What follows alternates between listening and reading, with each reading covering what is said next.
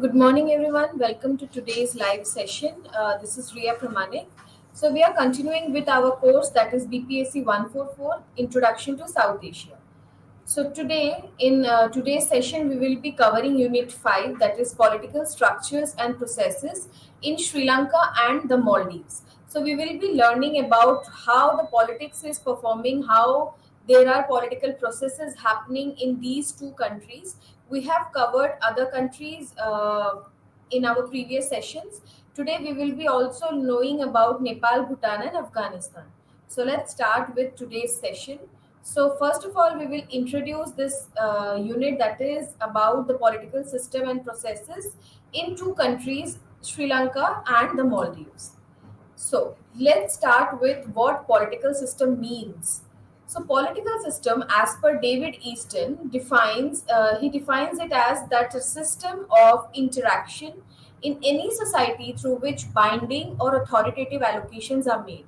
So, according to David Easton, he defines political system as a system of interaction in any kind of society through which there is a binding and you can say an authoritative allocations of resources are made.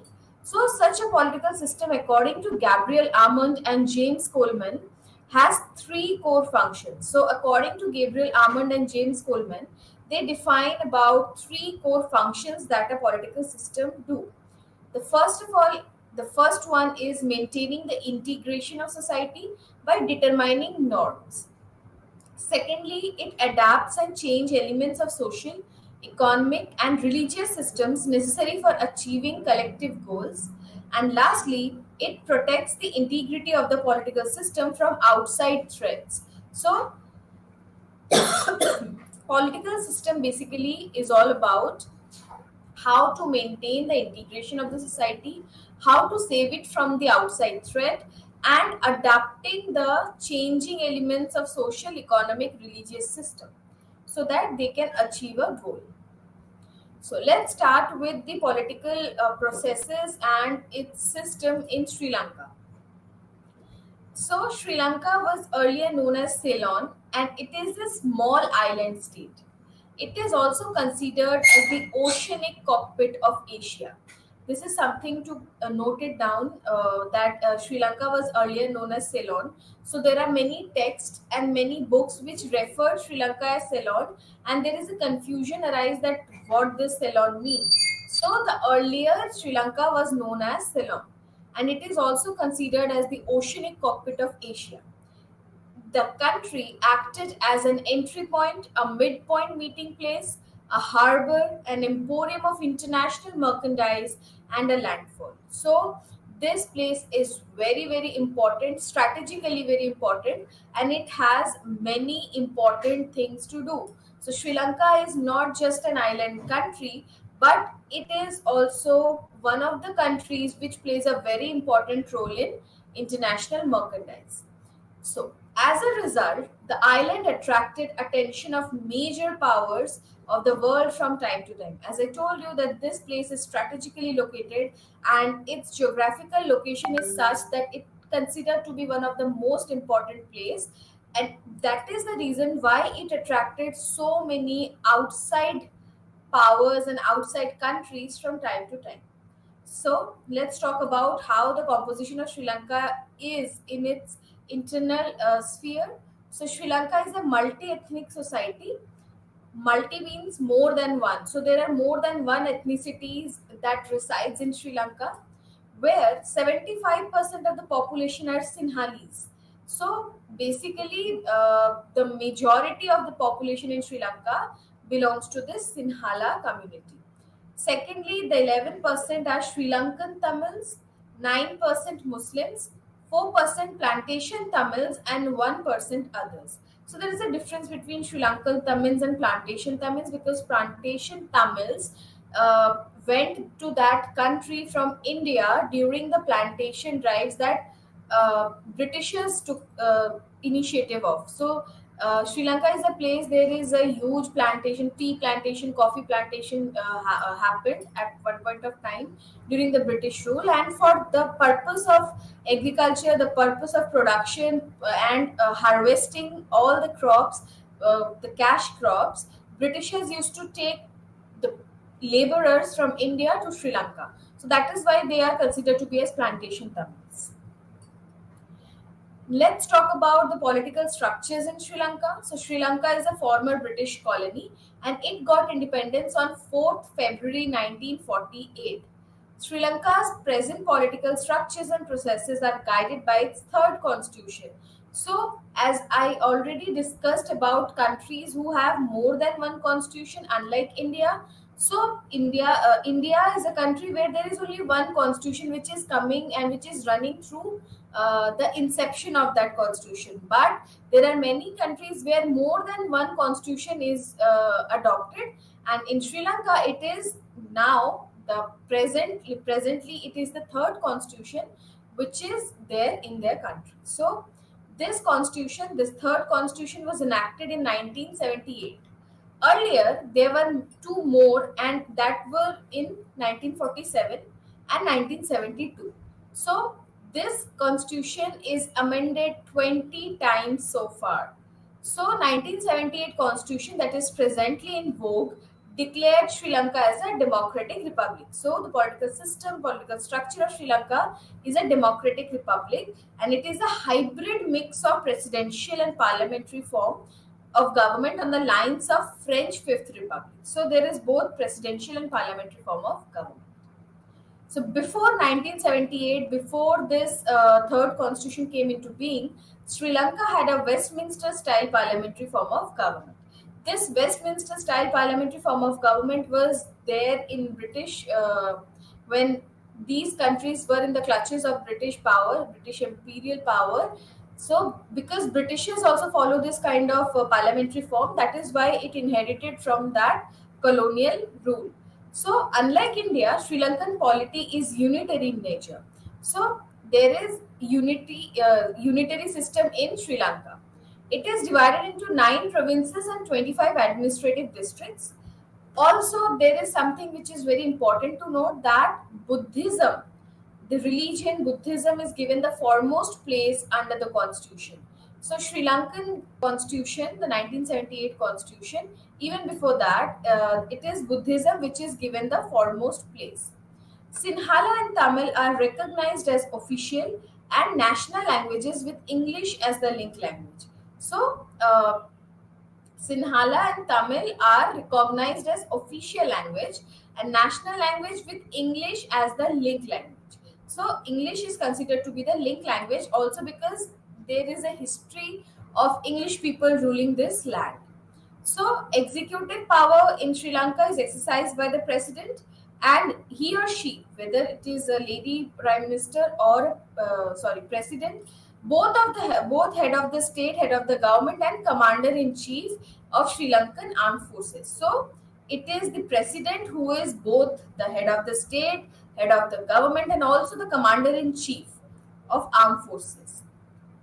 So, elected directly by the people for a term of 5 years, president is also vested with wide legislative, judicial, diplomatic, military, and ceremonial powers. So, president has a very important role to play in Sri Lanka, and it is the post and the position that a president having is directly elected by the people, and the term is for 5 years.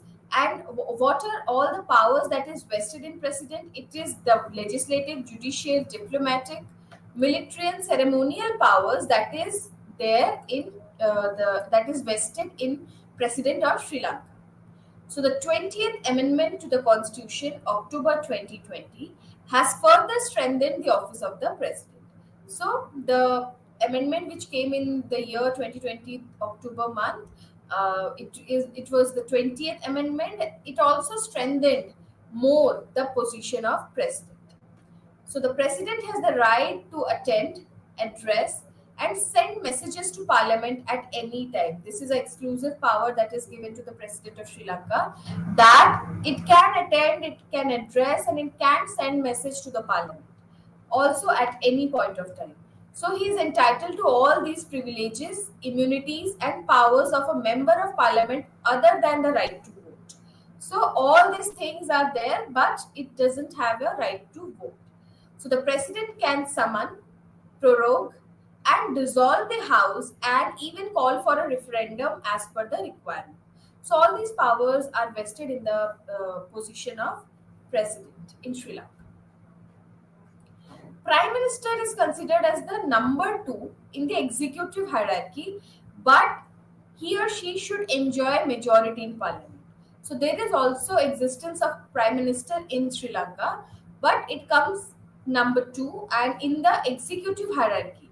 So Prime Minister step in if the president is unable to perform her or his duties due to illness or absence from the country. So in the place of president, Prime Minister can step in and took his and perform his functions. But with the passage of 20th Amendment of the Constitution that we were discussing in our previous slide, presidential powers have been enhanced, making the role of Prime Minister more or less ceremonial. So the powers of the president increased with the 20th Amendment of the Constitution, and it enhanced, making the which makes the role of the Prime Minister more or less ceremonial. So, legislative power of Sri Lanka is vested with the people but exercised by a unicameral parliament. So, if we compare with India, India is a bicameral parliament where we discuss that India has two.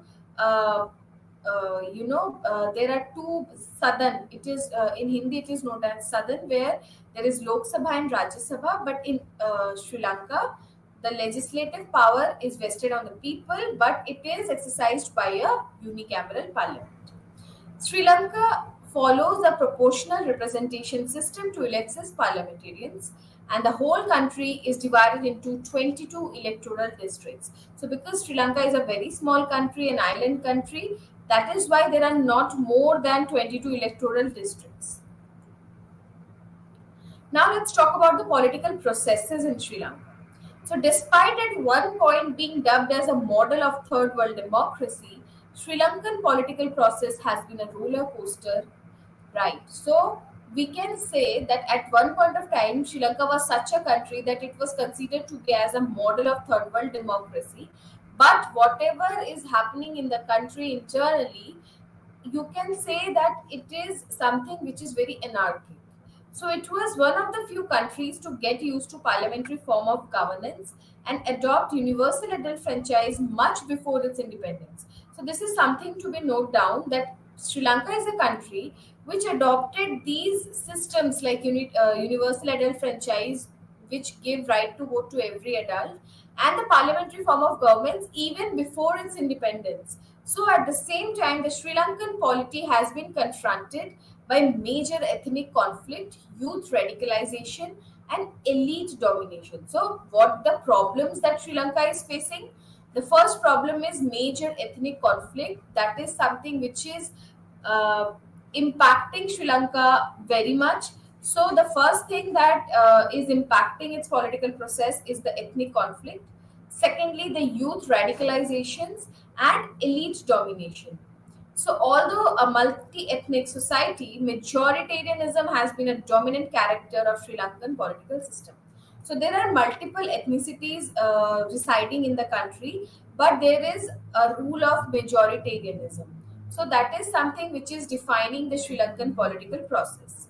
Since the very beginning, Sinhala dominated state pursued policies that alienated minorities. As we learned in our previous slides, that it is the Sinhalas who are in majority, whereas all others are in small numbers. So, because they are in majority, Sinhala community dominating over all the minorities in Sri Lanka. So, it started with plantation Tamils in the form of Citizenship Act of 1948.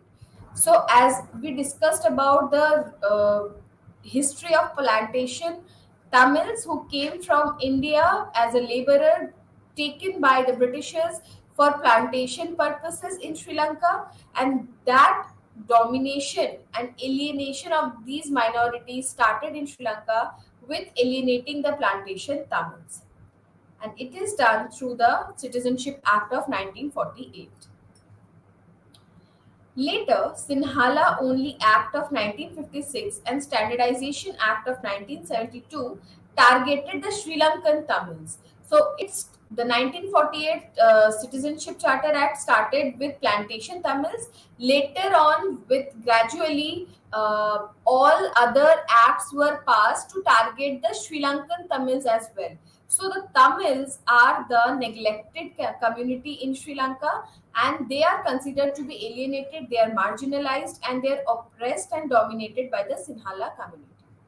So, by ascribing Buddhism the foremost place in the constitution, the message was very clear that Buddhism has state support and patronage. So, why this line is here in this slide? Because Buddhism is there, and these Sri Lankan Tamils and plantation Tamils follow either Hinduism, Islam, and Sinhalas are basically Buddhists. So that is why there is Buddhism's majority in the country, whereas the minorities follow different religions apart from Buddhism.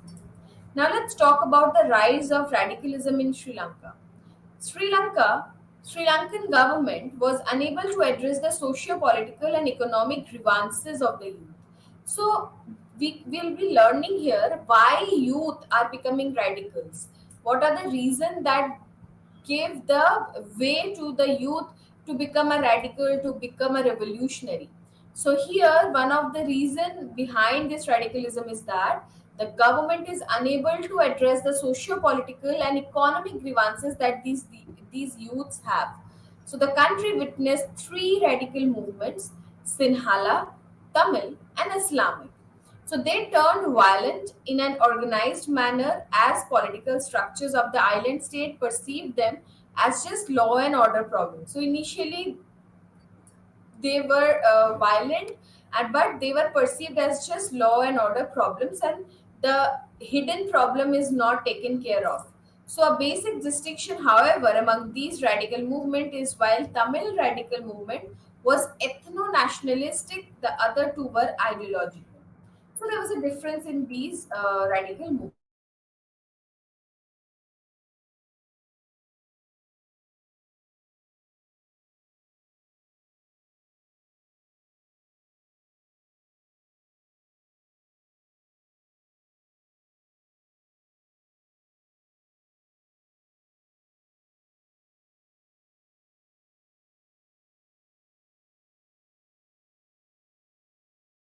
It was a result of the then existing socio-economic crisis. So why this group formed? Because of the existing socio-economic crisis that Sri Lanka was facing.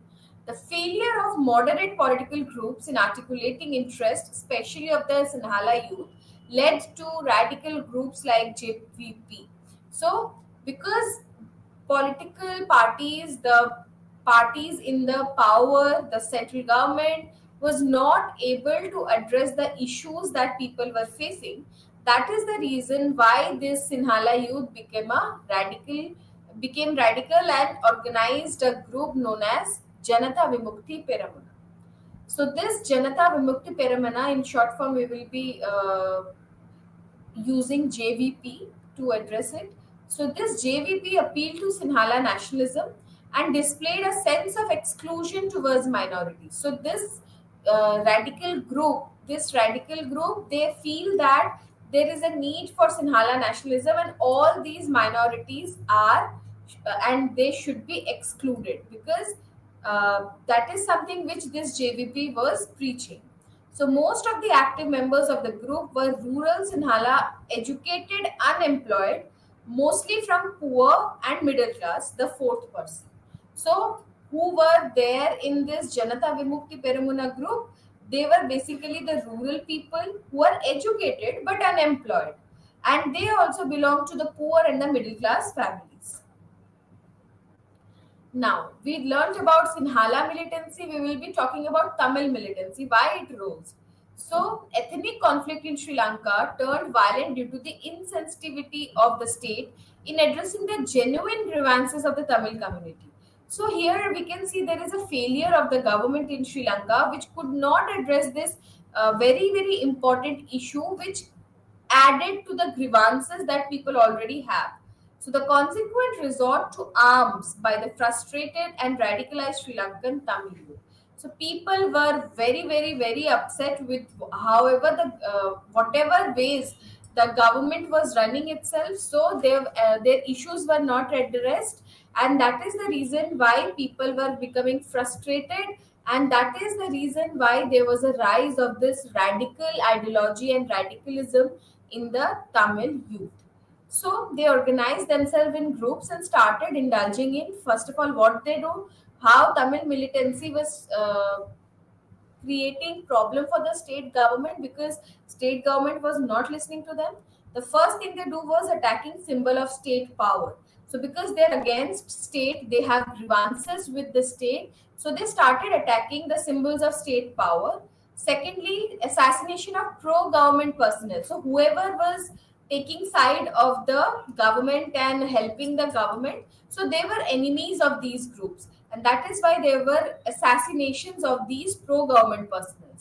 Thirdly, they were robbing the banks, and also in the fourth point, we can say that ambush of security personnel in the northeast.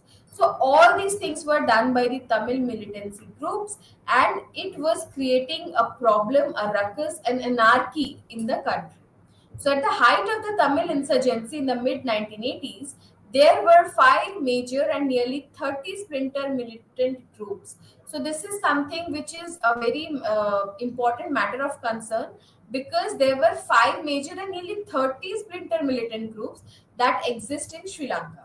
So, one of the most prominent among these troops were the Liberation Tigers of Tamil Elam, LTTE. That is one of the most important thing, and it shaped the history of Sri Lanka and as well as India also. Now let's talk about Islamic militancy. Islamic militancy that got manifested in terror attacks, famously called Easter attacks, in April 2019 had been gradual. So this militancy, the rise of the militancy was very gradually took place in Sri Lanka. The underlying context is minority complex of the majority Sinhala communities. The alienation, the exploitation that were happening on the minorities done by the Sinhala community, all these militancy and the radical ideas that came into mind when people are they are at the brink of the river, like you can't do anything else apart from raising your voice. So this was something which happened in Sri Lanka, and Sinhala religious and political leaders has displayed a threat perception from the minorities groups. Tamils and Muslims are the other who cannot be trusted and are deemed anti-nationals. So the Sinhala dominated country, Sri Lanka, considered Tamils and Muslims as others, and they are considered as anti-nationals as well. So this rise of nationalistic populism is one of the curses of Sri Lankan democratic politics. So this kind of thinking that they are other, they are anti-national, that became a very important problem that grew over time in Sri Lanka. So the rise of nationalistic populism is considered to be one of the curse, and political parties, media, NGOs, and other civil society groups tend not to have a national perspective on issues pertaining to the concerned ethnic community.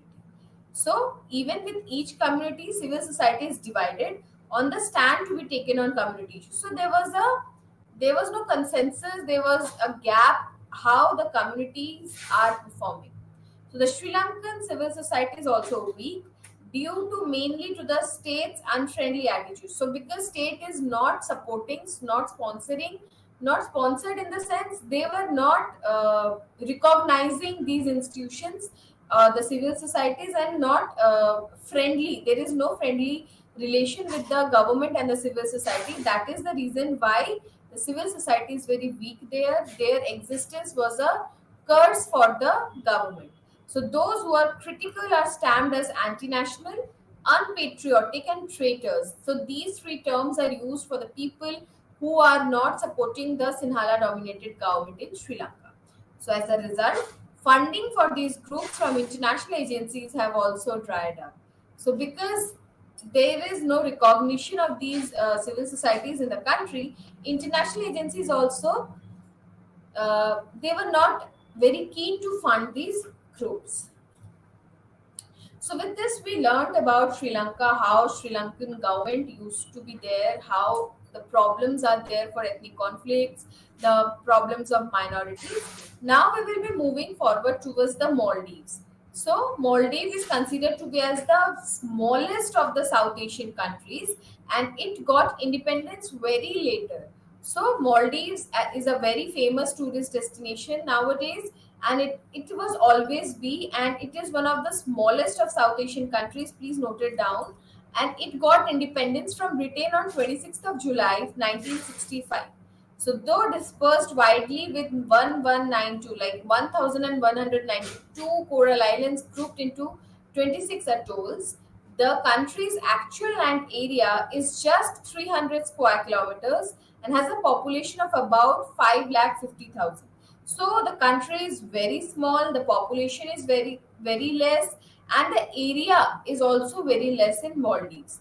And it is comprised of 1192 coral islands, and it is grouped together and it is known as atolls. So there are 26 atolls. So Maldives is strategically located in the Indian Ocean, southwest of India. So Maldives is in Indian Ocean. It's an island ocean. Sorry, it's an island country, and it is a unitary state and declared itself through 2008 Constitution a democratic republic. So according to the constitution that came into being in Maldives in the year 2008, it is considered to be as a democratic republic where there is presidential form of government. So protectorate under Dutch and later under British, the Maldives has a long constitutional history starting from 1932, then 1953, 1968, 1998, and finally 2008. So these were the years in which uh,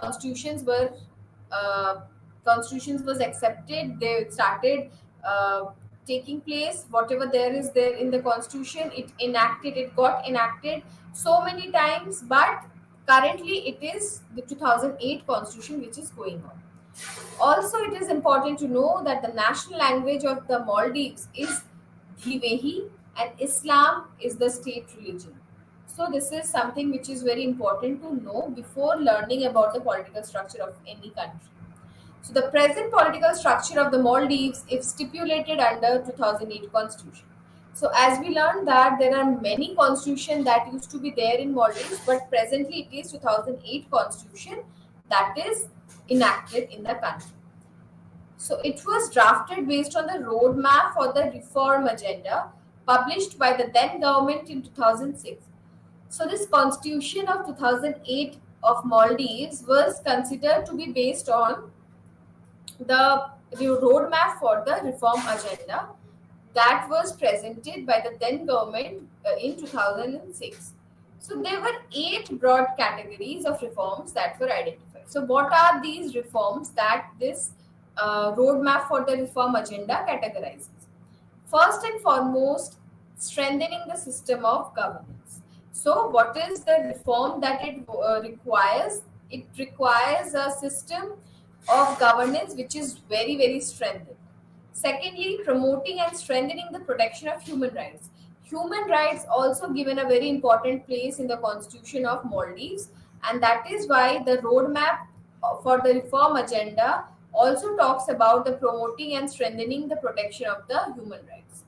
Thirdly, enhancing the independence of the judiciary. For a country to run properly, for a country to run it through justice, it is very important to have an independent judiciary, and Maldives also talks about that. Fourthly, developing the multi-party political system. So the Maldives wanted to have multi-party political system where multi means more than one, uni means one, bi means two, and multi means more than two. So political system in India is multi-party.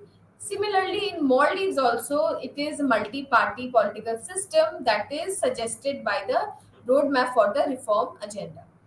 It wanted the this reform agenda also wanted to strengthen the civil service, modernize the electoral system. It also wanted to enhance the role of media and strengthen the key institutions and civil society. So all these things were demanded, and all these things were considered to be as reform agendas, important points that came in 2006, and basis it this reform agenda became the basis for the constitution drafted in 2008. Now let's talk about the political structures in the Maldives. So the executive power is vested with the president elected directly by an absolute majority popular vote for a term of 5 years. So in Maldives, it is the president who is directly elected by the people residing there with a majority. So whoever got the majority wins election in Maldives as and become a president, and they become president for the term of 5 years. So the tenure of the president was 5 years. So there is also provision of runoff elections, and if one of the candidates get 50% plus one votes. So with a maximum of 2 terms, the president is both head of the state and the government. So once a president is there in Maldives, he or she can become a president only for 2 terms, and also the president is the head of the state and also the head of the government. As commander in chief of the Maldives National Defense Force, the president enjoys power to declare war on peace concerning the state. So, president is also the commander in chief of the Maldives National Defense Force, and also he has the power to declare war or peace concerning the state.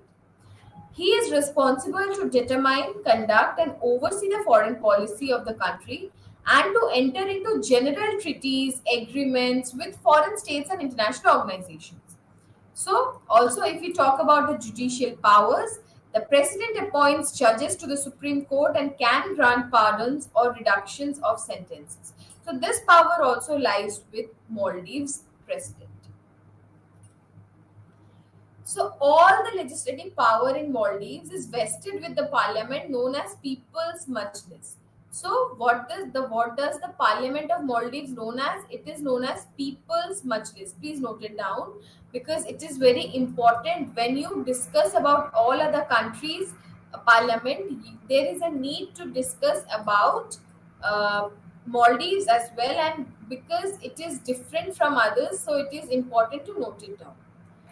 The Parliament of Maldives is a unicameral house with 87 members elected to serve for a term of 5 years directly by a simple majority in single seat constituencies. So, how many members are there in the People's Majlis? Only 87 members are there, and their term or their tenure is for 5 years. So the membership of parliament is pegged to population and hence dynamic. So because Maldives is also very a country with so many diversities, so it also tries to keep these 87 members very dynamic. So People's Majlis has the authority to enact, amend, and revise laws aside from the constitution. So the power is there for the Majlis who has the authority to enact, amend, revise laws aside from the constitution. One second.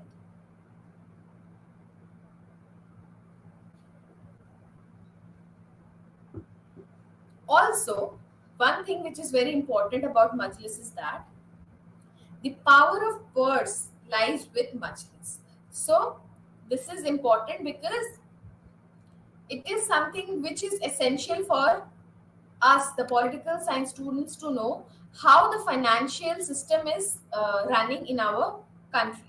Also, one thing which is very important regarding to Maldives is that Sunni Islam forms the basis of all the laws of the country. So in Maldives, it is the Sunni Islamic rules that is there in the country, and it became the basis of all the laws that exist in Maldives. Thus, the Maldives has a combination of Islamic law and English common law. So, there is a mixture, there is a interconnectedness between the Islamic law and English common law in the Maldives. So, to qualify for any state position apart from other qualifications laid out, a person must be a Muslim and a follower Sunni school of Islam. So, to become any state position in Maldives, it is must to be a Muslim first of all, and apart from Muslim, you have to be follower of Sunni Islam. So there are 2 criteria that is assigned to the people of Maldives to become or to hold any state position. Also, one thing which is very, very important to know is that no person who is not following Islam and is not a Muslim cannot be a citizen. So a non-Muslim cannot be a citizen in Maldives. Even fundamental rights are subjected to the tenets of Islam. So there are fundamental rights in the constitution, but they are subjected to the tenets of Islam. So, constitutionally, every citizen of Maldives has the right to establish and to participate in the activities of the political parties. So, there are multiple parties which are present operational in Atoll state. Now, let's talk about the political processes in Maldives. Maldives has experimented with a mix of US and UK models in the 2008 constitution. So we learned that Maldives has so many constitution in past. Currently, it is the 2008 constitution which is enacted in the country, which is which is guiding the country. So this constitution is the mix of both US and UK models. So if you look around the context of South Asia, to avoid political instability, it was thought that a presidential form would be apt for the atoll state instead of parliamentary one. So there were a system which was very anarchic and very unstable in Maldives, and it is believed that president can perform much more better to resolve all these problems rather than a prime minister in the parliamentary system. So there is presidential form which is there, which is exist in Maldives. So the idea also receives immense support from the people through a referendum. So to understand what the population is thinking, there was a referendum which was organized in the country, and this presidential form of system was supported by the majority of the people. So there was a bitter experience over 3 decade long authoritarian rule under Maumoon Abdul Gayoom. So in Maldives, as we learned about authoritarian rules in Pakistan, Bangladesh in our previous sessions, here we are also learning that Maldives was also a victim of the authoritarian rule, and it was Maumoon Abdul Gayoom who was the authoritarian leader, and he ruled for 3 decades. So it's a huge time. 30 years is a huge time for authoritarian rule to exist. So the constitution makers did not want a president with unlimited powers. So it was a fear in the people of Maldives that if we give unnecessary powers, unlimited powers to the president, he or she can also become authoritarian, which they experienced, and it was very bitter. So that is why there was a general consensus that president should not be given wide range of powers, unlimited powers. Therefore, to give a balance, two other pillars of the government, that is there in legislature, was empowered to keep a constant check on the presidency. So, because there is a fear that the president can turn into a authoritarian ruler.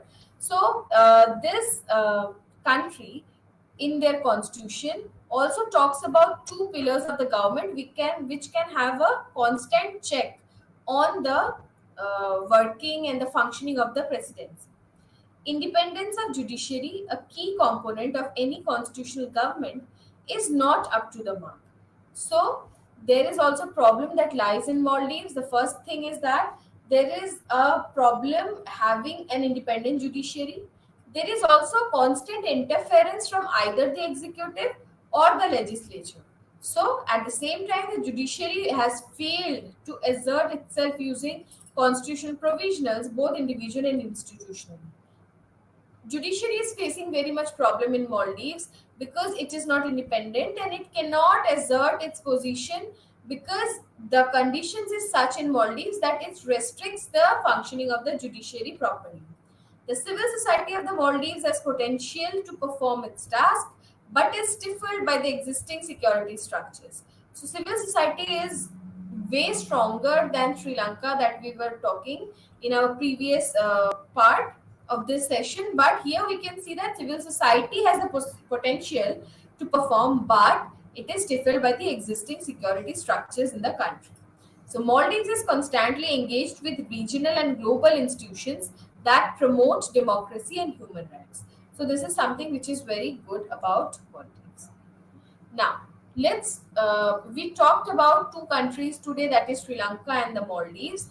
Now we will be completing this political structures and processes with learning about three countries left, that is Afghanistan, Bhutan, and Nepal. So we completed India, Pakistan, Bangladesh. We completed Sri Lanka and the Maldives. Now we will be learning about Afghanistan, Bhutan, and Nepal. So these three countries also plays a very important role in the position or in the political sphere of South Asia. And all these three countries are very, both the countries Bhutan and Nepal are small in number, small in size, whereas Afghanistan is war torn area. So these three is also very important to know how the politics is shaping in South Asia. What are the conditions that these countries are facing? What are the problems that these countries are facing?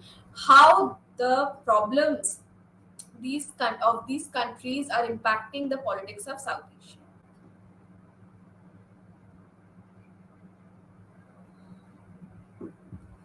Okay, so let's start. So these three countries of Afghanistan, Bhutan, and Nepal are part of South Asia and also the member of South Asian Association of Regional Cooperation.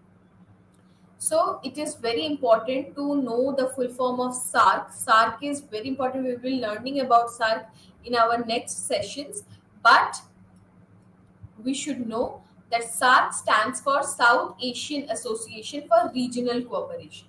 And these three countries, Afghanistan, Bhutan, and Nepal, are part of South Asia and also members of SARC.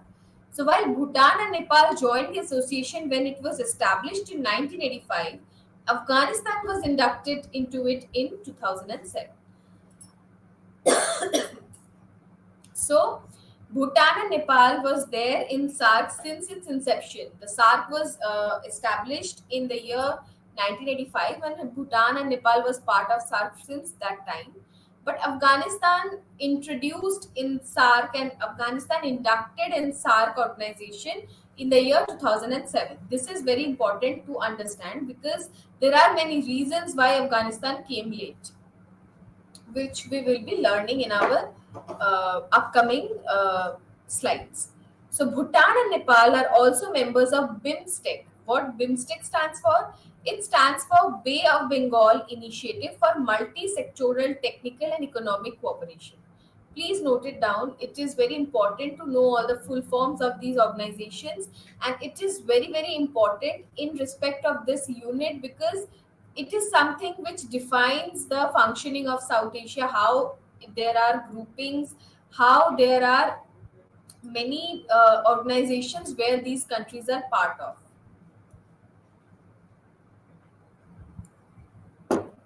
So Bhutan and Nepal are also members of the BIMSTEC. It is also part of BBIN. BBIN basically stands for the initials of four countries, that is Bangladesh, Bhutan, India, Nepal. BBIN sub-regional groupings. So Afghanistan, being situated in a different geographical territory, is not a member of these groupings. So Bhutan and Nepal are part of all these organizations, whether it is SARC, BIMSTEC, or BBIN. But Afghanistan's geographical territory is very, very distinct, and it also not a part of these groups. So for a long time, Afghanistan was considered to be a part of Central Asia. Afghanistan was not considered to be a South Asian country way back, but for a very long time it was supposed to be a part of Central Asia. Today, it is seen to belong to both South and Central Asia and is in fact considered to be a bridge between the two regions. So, it is believed that whether it has connection with both South Asia and Central Asia, and that is why people consider to be as a bridge between South and Central Asia. So, it is seen as an important position to provide rail, road, energy connectivity between the two regions. So it is something which is a connecting factor between South Asia and Central Asia, and it can also provide the position where rail, road, energy connectivity can take place. So all the three countries have been deeply influenced by the culture, cuisine, religion, thoughts, ideas, customs, and traditions of India. So these three countries have a very severe influence, and they are mostly follow and they are impacted by the Indian culture, cuisine, religion, ideas, custom, etc. So they have been closely associated with the developments in the country over the last several millennia. Now let's talk about the features of these countries. So starting with Nepal, it is predominantly Hindu. Bhutan is a predominantly Buddhist country, whereas Afghanistan is predominantly Muslim, though with many ethnically diverse elements. So Nepal is Hindu, Bhutan is Buddhist, Afghanistan is Muslim with different different ethnicities. So their political structures are also widely different. So we are talking about these countries in same unit, but they have very distinct identities and political structures from each other. So Bhutan is a democratic and constitutional monarchy. Nepal, whereas, is a sovereign, inclusive, secular, federal, and republic country. In 2015, Constitution states that the country comprises of multi-ethnic, multilingual, multi-religious people living in diversified geographical locations. Currently, let's talk about Afghanistan, is controlled by the Taliban. Taliban is a terrorist group. It is an extremist group which is very considered to be anti-human because it is something which talks and follows the terrorist practices. So from early September 2021, a caretaker administration principally comprising of elements of the Taliban and Haqqani network. So the year 2021 was a very devastating year for Afghanistan when caretaker administration comprised the elements of Taliban and Haqqani network. They have been proscribed by the United Nations as well as the several governments. So many countries, the United Nations, they were not accepting not accepting the coming up of Talibani government caretaker administration in Afghanistan because it is considered to be one of the biggest problem for any country to be overtaken by a Islamist extremist basically group. Here in this situation, it is the extremist group. They describe the regime as the Islamic Emirate of Afghanistan. Considerable uncertainty and anxiety prevails in the region regarding the future of Afghanistan and its impact on the neighboring countries. So, after the taking over of Afghanistan by the Taliban, there are many restrictions that was imposed on the people living there. Women were not treated equally. There were no democracy. People can't talk negative about the caretaker administration of Taliban.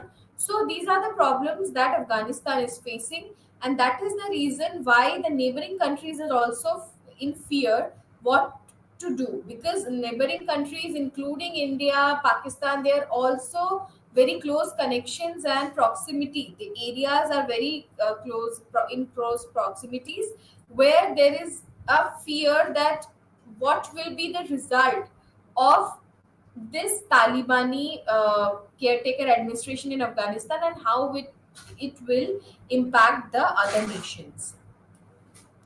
Now let's talk about the similarities and differences between Afghanistan, Bhutan and Nepal. So there are many similarities, there are many differences. We will be discussing about this in upcoming slides. Let's start with Bhutan and Nepal. Firstly, between Nepal and Bhutan, both are landlocked countries. So since we started our course in South Asia, Introduction to South Asia, I was talking about the landlocked countries. Again, I am repeating that landlocked countries are the countries which does not have any sea or any water bodies in the sense through which they can have business, they can have, they can sail through, they can have business with other countries. So they doesn't have any sea for merchandise. So these two countries are situated between India and China, and they are both located in Himalaya. So these are the similarities that Bhutan and Nepal is having between them, that first of all they are landlocked, they situated between India and China, they are located in Himalayas, and neither of them was ever occupied by any foreign power. So this is also common between Bhutan and Nepal, that they are not occupied by any outside power, and both of them, both these countries, Bhutan and Nepal, are heavily dependent upon the tourism for employment as well as support to their economies. So tourism plays a very important role in Bhutan and Nepal's economic system, because that is the major source of their income. So both the countries have entered into the consular arrangements with India, by which the citizen of the two countries can travel to each other's territory without visas or passports, etc. So these two countries are having a very good relation with India, and it allows to have citizens of these two countries to travel each other's territory without any visas and passports. So we talked about the similarities between Bhutan and Nepal. Let's talk about the differences between the two countries. So some of these include the cultural complexion of the two nations, which are entirely different. So the cultural complexion in Bhutan and Nepal are very different from each other. Where Nepal shares many cultural affinities with India, Bhutan has predominant Tibetan influence.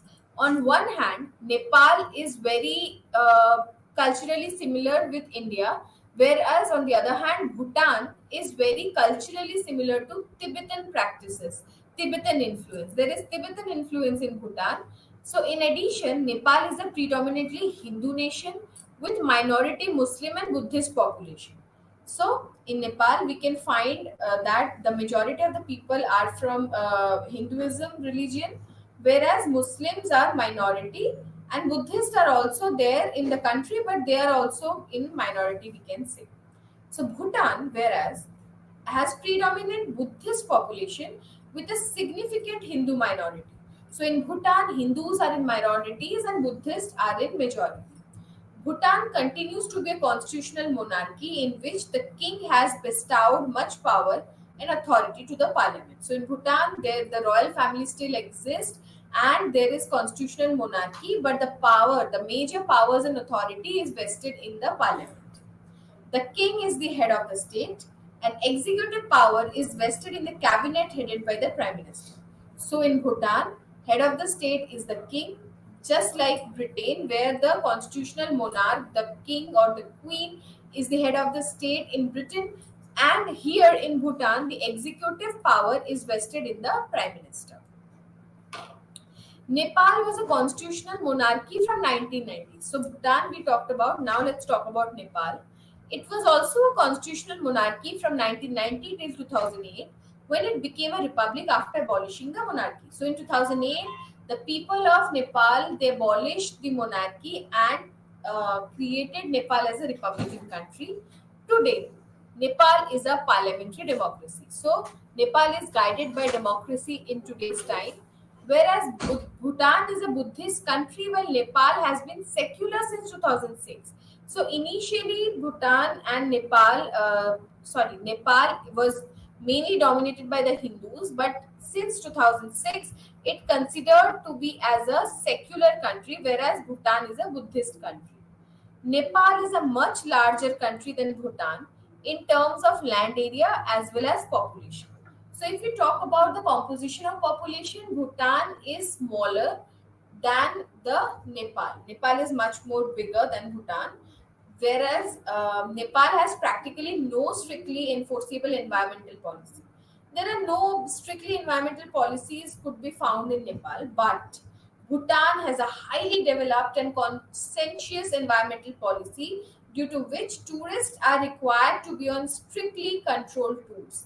So Bhutan is very active, very aware about the environmental concerns, and that is the reason why tourists are guided about the strict practices that Bhutan used to follow to conserve the environment. Deforestation is only permitted in Bhutan with special permission from the royal government. So you cannot go and you start deforesting. No company No organization can do that. For that, you need a special permission from the royal government. Now let's talk about Afghanistan and Nepal. Both Afghanistan and Nepal are mountainous countries situated on the west and east ranges of the Himalayas, respectively. So, mountains is a commonality between Nepal and Afghanistan. Afghanistan is also situated in Himalayas, whereas Nepal is also a mountainous country situated on the east ranges of Himalayas, whereas Afghanistan was situated in the western ranges of Himalayas. Afghanistan is very richly endowed with mineral and natural resources. So Afghanistan has a huge stock and huge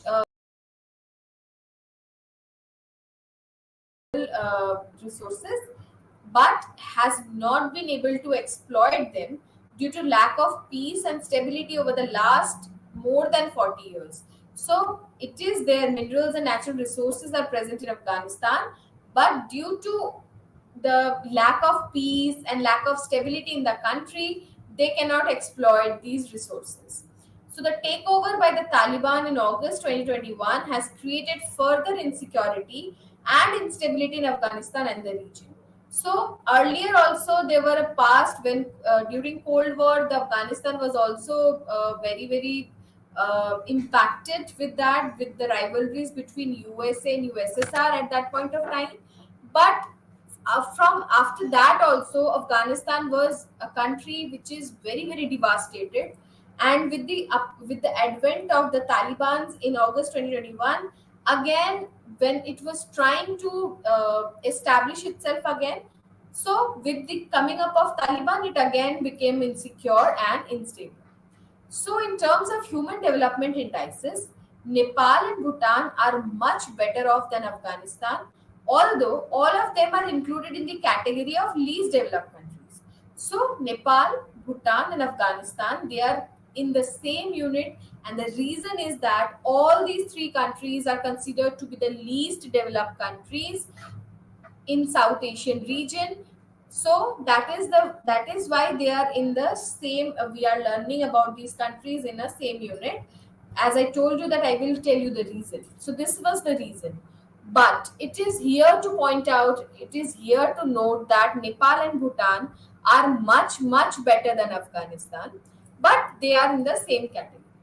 All these three countries, that is Afghanistan, Bhutan, Nepal, they are landlocked and least developed countries. So the what is the similarities between them? The similarity is that all the three countries are landlocked and they are least developed. Now let's talk about the geography of Afghanistan. Afghanistan is situated at the crossroads of Asia. As we learned in our previous slide that it is part of both Central and South Asia, it is often called as the heart of Asia. This is which country is considered to be a heart of Asia? It is Afghanistan. So Afghanistan shares its longest land border, the Durand line, with Pakistan to the east and south. So this is also very important that Pakistan share its longest land border, which is known as Durand line, with which country? With Pakistan. So followed by borders with Tajikistan in the to the northeast, Iran to the west, Turkmenistan to the northwest, Uzbekistan to the north, and China to the northeast. So what are the countries that are the neighboring countries of Afghanistan? Tajikistan, Uzbekistan, Turkmenistan, China, Iran, etc. So no Afghan government has recognized the Durand line border with Pakistan. It is also very important to note down. India considers the Gilgit-Baltistan area as part of its union territory of Jammu and Kashmir, illegally occupied by the Pakistan. So, because that territory, as per India, is illegally occupied by the Pakistan, the areas of Gilgit-Baltistan, thus it justifies the claim that it shares border with Afghanistan. So, if that area is not illegally occupied by the Pakistan, then India and Afghanistan would be sharing border. Let's talk about the recent history of Afghanistan. So, in December 1979, Soviet troops invaded Afghanistan to install a friendly government. From 1980 to 1989, armed Mujahideen groups fought Soviet and government forces. For during this time, hundreds of thousands of Afghans got killed in the struggle while millions became refugees. So you can see that how the instability is still there in Afghanistan, and in most Afghans, in the most part of it, it is exhausted by droughts, famine, war, and also approved of Taliban for upholding the traditional Islamic laws. With this, I end this unit here. We will be learning about our next unit in our next session. Thank you.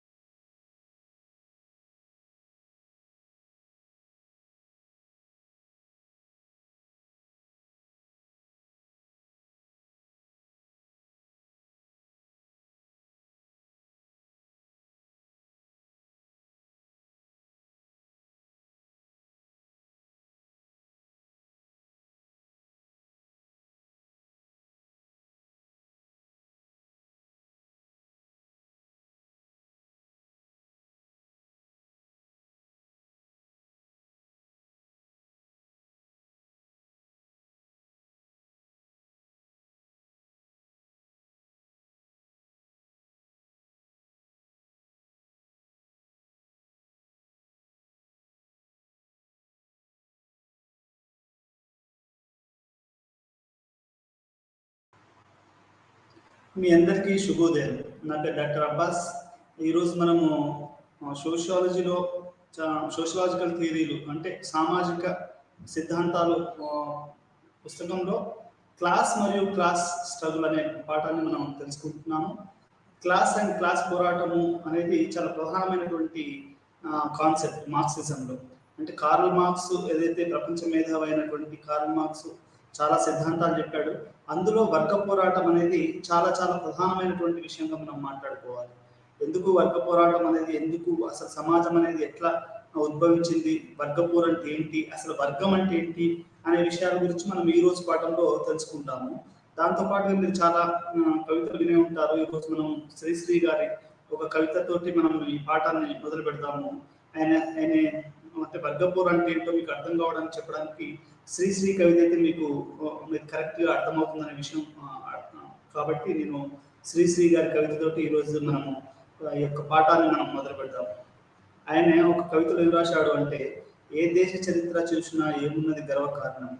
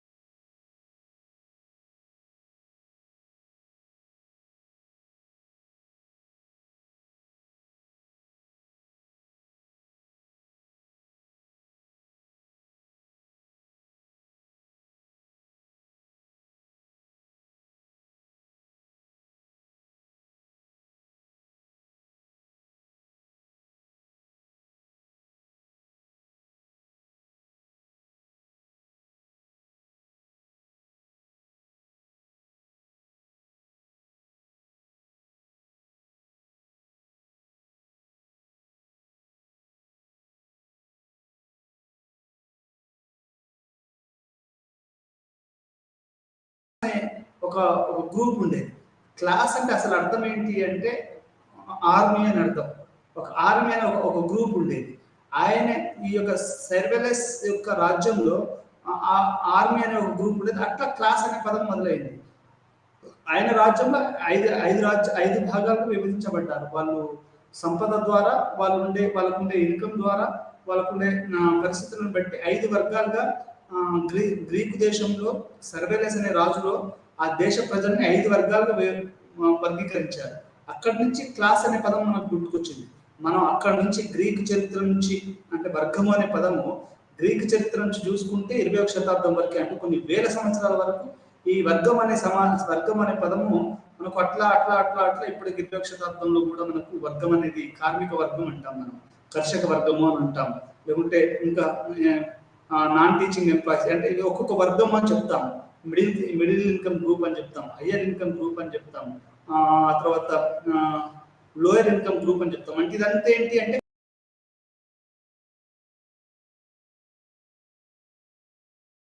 వరకు ఈ యొక్క వర్గం అనేది రావడం అనేది జరుగుతుంది. అసలు ఇంకోటి ఏంటి అంటే కార్ల్ మార్క్స్ ప్రకారము class is a feature of capitalist society అన్నాడు ఆయన. అంటే ఏంటి అంటే పెట్టుబడిదారి విధానము, పెట్టుబడిదారి ఉత్పత్తి విధానం యొక్క ప్రముఖమైన లక్షణం ఏంటి అంటే వర్గం. మరోసారి చెప్తున్నాను, class is a feature of capitalist society అన్నాడు కార్ల్ మార్క్స్. అంటే ఏంటి అంటే వర్గము అనేది ఈ యొక్క పెట్టుబడిదారి విధానం యొక్క ఒక ఒక రూపము అనేది మనకు ఒక ప్రధానమైనటువంటి లక్షణం అనేది మనకు కార్ల్ మార్క్స్ చెప్తా ఉన్నాడు. అయితే ఈ వర్గం అనేది ఏ రకంగా అభివృద్ధి చెందింది అనేది మనం ఈ యొక్క పాఠం తెలుసుకుంటాం. ఈ యొక్క పాఠం యొక్క ప్రధాన లక్ష్యాలు ఏంటంటే తరగతి భావం నిర్వహించడం. అసలు తరగతి అంటే ఏంటి, ఈ తరగతి అనేది ఎట్లా పుట్టింది అనేది మనం తెలుసుకోవడం మొదటిది. రెండోది, తరగతి నిర్మాణం కోసం వివిధ ప్రమాణాలను పాటించడం. అంటే దేన్ని బట్టి మనం దాన్ని తరగతి వచ్చా, మనం క్లాస్ అనొచ్చా, అంటే ఇది మనం ఎట్లా దాన్ని వర్గీకరించాలనేది కూడా మనం చాలా శాస్త్రీయ పరంగా మనం చూడాలి.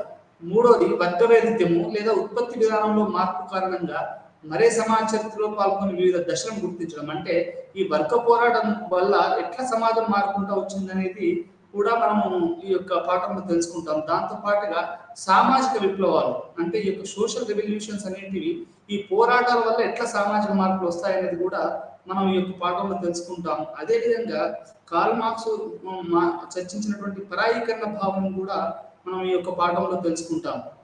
మీ అందరికీ తెలుసు, వర్గపోరులు అనేది లేకపోతే సమాజం అనేది అభివృద్ధి చెందదు. అయితే మొట్టమొదటిసారిగా ప్రపంచంలో conflict is an kind of combust to the change అని చెప్పిన మొట్టమొదటి శాస్త్రవేత్త, బాగా ఎక్కువ చెప్పినటువంటి శాస్త్రవేత్త కార్ల్ మార్క్స్ అని చెప్పవచ్చు. అంటే ఈ యొక్క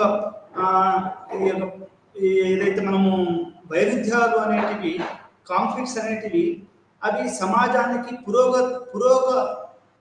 పురోగమనానికి ఉపయోగపడతాయని చెప్పిన వ్యక్తులలో కార్ల్ మార్క్స్ మొదటివాడు కాదు. సెయింట్ సైమన్ మరియు ఇంకా ఆయన కంటే ముందు కూడా ఎక్కువ చెప్పారు. ఏమని, ఈ యొక్క వర్గ వైరుధ్యాలు అనేటివే సమాజానికి ముందుకు తీసుకెళ్తాయని చెప్తారు. ఇప్పుడు ఇంట్లో కూడా మనకు చాలా చిన్న సామెత చెప్తాను మీకు. అంది అమ్మాయిన అడగందే అన్నం పెట్టదు అని చెప్తారు. అంటే అర్థం ఏంటండి? అర్థం ఏంటంటే అంటే మనం అడగకుంటే, మనం చెప్పకపోతే, మనం మాట్లాడకపోతే, మనం రాయకపోతే, మనం పోరాటం చేయకపోతే ఏది జరగదు.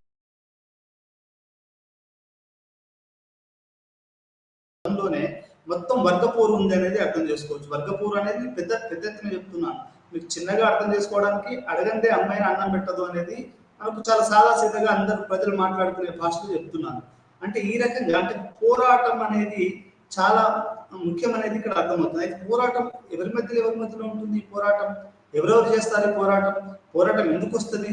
అసలు ఈ యొక్క తరగతులు ఏంటి అనే దానికి మొత్తం ఈ యొక్క చరిత్ర మొత్తం ఈ వర్గపోరాన్ని శ్రీశ్రీని ఎందుకు చెప్పాడు, ఆ తర్వాత మిగతా వాళ్ళు ఎందుకు, ఇప్పుడు ఆ చల్లని సముద్ర గర్భం పాఠంలో కూడా దాశరథి ఈ భూగోళం పుట్టుక కోసం జరిగిన పరిణామాలు ఎన్నో అని రాశాడు. అంటే అది మార్క్సిస్ట్ భావనతో రాశాడు.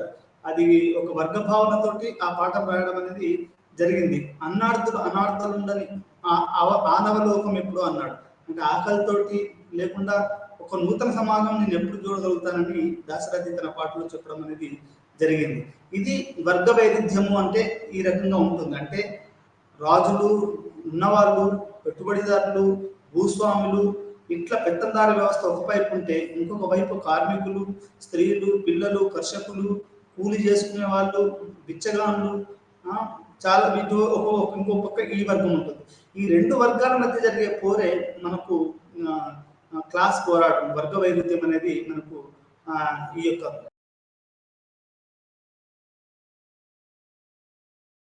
కూడుకొని ఉంటుంది. మనం చాలా మంది ఏమనుకుంటారు అంటే మనకు రాజులు ఉండేవాళ్ళు, రాణులు ఉండేవాళ్ళు, అదంతా ఒక వర్గం అండి. వాడు హిందూ అయినా, ముస్లిం అయినా, క్రిస్టియన్ అయినా, ఏ కులపోడైనా, ఎవరైనా కానీ అదొక వర్గం. రాజులు అనేవాళ్ళు ఒక వర్గం. మిగతా మధ్యతరగతి వాళ్ళు, కూలీలు, కొన్ని కోట్ల మంది వ్యవసాయదారులు ఉంటారు, కొన్ని కోట్ల మంది కార్మికులు ఉంటారు. వీళ్ళందరూ ఇంకొక వర్గం. మనం ఏ రోజైతే ఇప్పుడు దూర్జటి రాశాడు ఏమని, రాజులు మద్దులు వారి సేవలు నరకప్రాయంబు అని. దుర్జటి ఏం రాశాడు? రాజులు మద్దులు వారి సేవలు నరకప్రాయంబు అన్నాడు. అంటే దాని అర్థం ఏంటి అంటే రాజులు అనే వాళ్ళు మత్తుగా ఉంటారు ఎప్పటికీ. ఇక వాళ్ళకి సేవలు చేయడం అనేది ఒక నరకప్రాయం, దానికంటే చావు బెటర్ అని దూర్జటి చెప్పాడు. దాంట్లో కూడా ఒక వర్గ విశ్లేషణ ఉంది. అంటే మనం ఏదైనా పని చేస్తే మనం జనాల గురించి చేయాలి, ప్రజల గురించి చేయాలి తప్ప రాజులకు చేయకూడదని దూర్జటి లాంటి కవులు చెప్పారు, శ్రీశ్రీ లాంటి వాళ్ళు చెప్పారు. ఆధునికంగా ఎంతో మంది చెప్పారు. 20వ శతాబ్దంలో చాలా మంది కమ్యూనిస్ట్ మార్క్సిస్టు రచయితలు కూడా వర్గ పోరును వాళ్ళు చెప్తా ఉన్నారు. నక్సలైట్లు కూడా ఈ యొక్క వర్గ పోరును దృష్టిలో పెట్టుకొని వాళ్ళ పోరాటం అడవులలో ఇప్పుడు ప్రతి ఓడు సిటీలో బతకాలి, లేకపోతే మంచిగా చదువుకోవాలి, మంచి ఉద్యోగం చేసుకోవాలి, పెళ్లి చేసుకోవాలి, పిల్లల్ని కనాలి, లేకుంటే మంచి కార్లో తిరగాలి, విమానాలు ఎక్కాలి, ఎవరికి మాత్రం ఉండదు. కానీ ఎందుకు కొంతమంది మాత్రమే అడవులు పట్టుకొని గన్నులు పట్టుకొని ఎందుకు తిరుగుతున్నారు? మావోయిస్టులు కదా ఎందుకు మారారు? ఎందుకు కమ్యూనిస్ట్ సమాజం కోరుకుంటున్నారు? మావోయిస్టులు ఏం కోరుకుంటున్నారు? అసలు వాళ్ళ సిద్ధాంతం ఏంటి? వాళ్ళ సిద్ధాంతం ఏంటి అంటే భూమి లేని వాళ్ళకి భూమి ఇవ్వడం, ఆ తర్వాత గిరిజనుల మీద, దళితుల మీద, మత మైనార్టీల మీద జరుగుతున్నటువంటి హింస ఆపడం, ఇట్లాంటివన్నీ ఒక ఏదైతే ఈ పెట్టుబడిదారు సమాజం ఈ యొక్క కార్మికులు వాళ్ళ మీద చేస్తున్నటువంటి వాటిని అది అది వ్యతిరేకిస్తుంది. అంటే అది వర్గపోరు. వాళ్ళు ఈ ప్రజాస్వామ్య పోరాటం అనేది ఒక తప్పుడు పోరాటం. అది ఒక కమ్యూనిస్ట్ ఉన్నాడంటే పార్లమెంట్ ఒక పందుల సమూహంగా చెప్పాడు ఆయన. అంటే అది అసెంబ్లీ కూడా. అంటే అంత ఘోరంగా పెట్టుబడిదారులు, బూర్జువాలు వీళ్ళందరూ కలిసి పార్లమెంట్లలో అసెంబ్లీలో ఉండి అసలు ఇది వర్గాలు, ఇది వేరే వర్గాలు.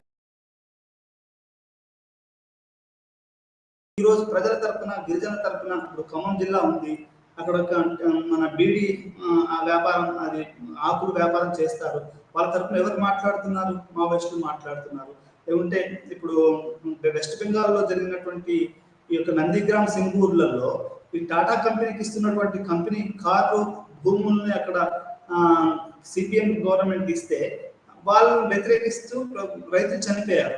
దానికి మద్దతుగా మావోయిస్ట్ సపోర్ట్ చేశారు. ఇప్పుడున్న ప్రభుత్వం సపోర్ట్ చేసింది. అంటే కొన్ని బూర్జువా కమ్యూనిస్ట్ పార్టీలు కూడా ఈ యొక్క వర్గ పోరును పక్కకు తోవడం వల్లనే అవి ఈ రోజు పవర్లో లేకుండా పోతున్నాయి.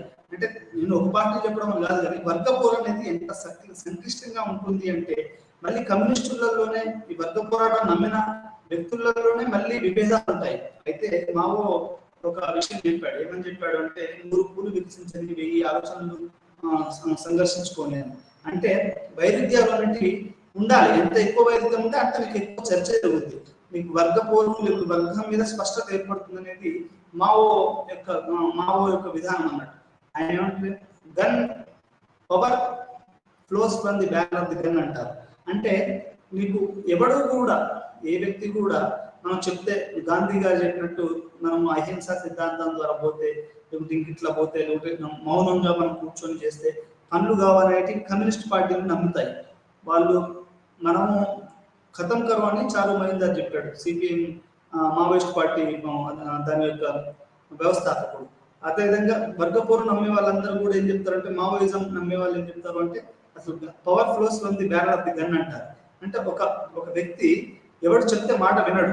ఊర్లో ఒక మనిషికి 100 ఎకరాలు అనుకోండి, వాడు ఏమనుకుంటాడు అంటే దాన్ని పర్ఫెక్చువేట్ దాన్ని తన కొడుకులకు, మన వాళ్ళకి ఇవ్వాలనుకుంటాడు.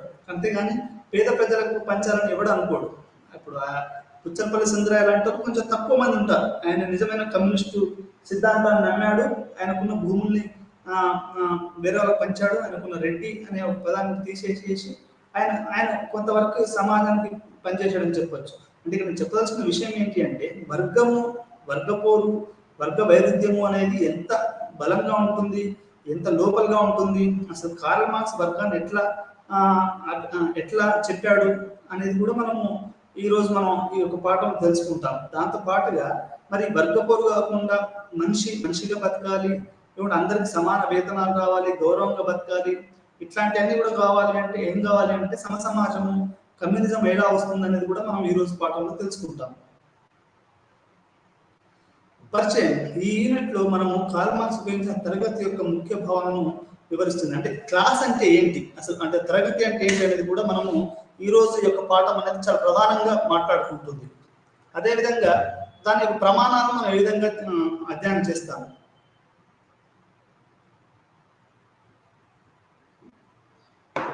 మనం సమాజ అభివృద్ధి చరిత్రపై ఈ వర్గ వైరుధ్యాల ప్రభావాన్ని అర్థం చేసుకుంటాం. నేనేం చెప్పాను, ఏదైతే ఈ యొక్క వర్గ వైరుధ్యం లేకుండా సమాజం అనేది అభివృద్ధి చెందదు అనేది సెయింట్ సైమన్, కార్ల్ మార్క్స్ చెప్పారు. ఇప్పుడు చాలా మంది ఏమనుకుంటారంటే మనకెందుకురా గొడవలు, మనం ఏం చేయకూడదు అంటే, గొడవలు అంటే కావాలని కాదు, న్యాయమైనటువంటి డిమాండ్లకి, న్యాయమైనటువంటి హక్కుల గురించి పోరాడడం అనేది చాలా చాలా ముఖ్యం. అసలు ఈ యొక్క కాన్ఫ్లిక్ట్ అనేది లేకపోతే సమాజం అనేది అది ముందుకు సాగదు అనేది మనకు ఇక్కడ అర్థమవుతుంది. అంటే కాన్ఫ్లిక్ట్ ఈజ్ అనే కంబూషన్, ఒక పెట్రోల్ లాంటిది అనుకోండి. మీకు ఒక రకంగా చెప్పాలంటే ఇప్పుడు ఈరోజు స్త్రీవాదులు, దళితులు, మైనారిటీలు, గిరిజనులు, ఇప్పుడు మన మణిపూర్ కాలిపోతుంది. మణిపూర్ కాలిపోతుంటే నేను ఒక ఇంగ్లీష్ పోయం రాశాను. ఏమనంటే మిడివలిజం ఇన్ రీమేకింగ్ అని. One strips, one groups, one rapes, medievalism in remaking. You are no more equal, a day is not far away that you are not even human being. నువ్వు ఒకరోజు మనిషివి కూడా కాకుండా పోతున్నావు. ఈరోజు నీ మీద అత్యాచారాలు జరుగుతున్నాయని, మణిపూర్ స్త్రీల మీద జరుగుతున్న హింసలను నేను వ్యతిరేకిస్తూ ఒక కవిత రాశాను. అంటే దీని అర్థం ఏంటి అంటే, ఒక వర్గము ఇంకొక వర్గం మీద అక్కడ దాడి చేస్తుంది, అక్కడ వర్గపోరు జరుగుతుంది. అది మైతేసి కావచ్చు, లేకపోతే అక్కడ ఉన్నటువంటి వేరే కూకీస్ కావచ్చు. మైతేస్ అనే ఒక వర్గం ఈరోజు కూకీస్ మీద వాళ్ళు దాడి చేస్తున్నారు. అంటే ఒక ప్లెయిన్ ఏరియాలో ఉన్నటువంటి ఒక వర్గము ఒక అడవులలో ఉన్నటువంటి ఒక వర్గం మీద అది దాడి చేస్తుంది.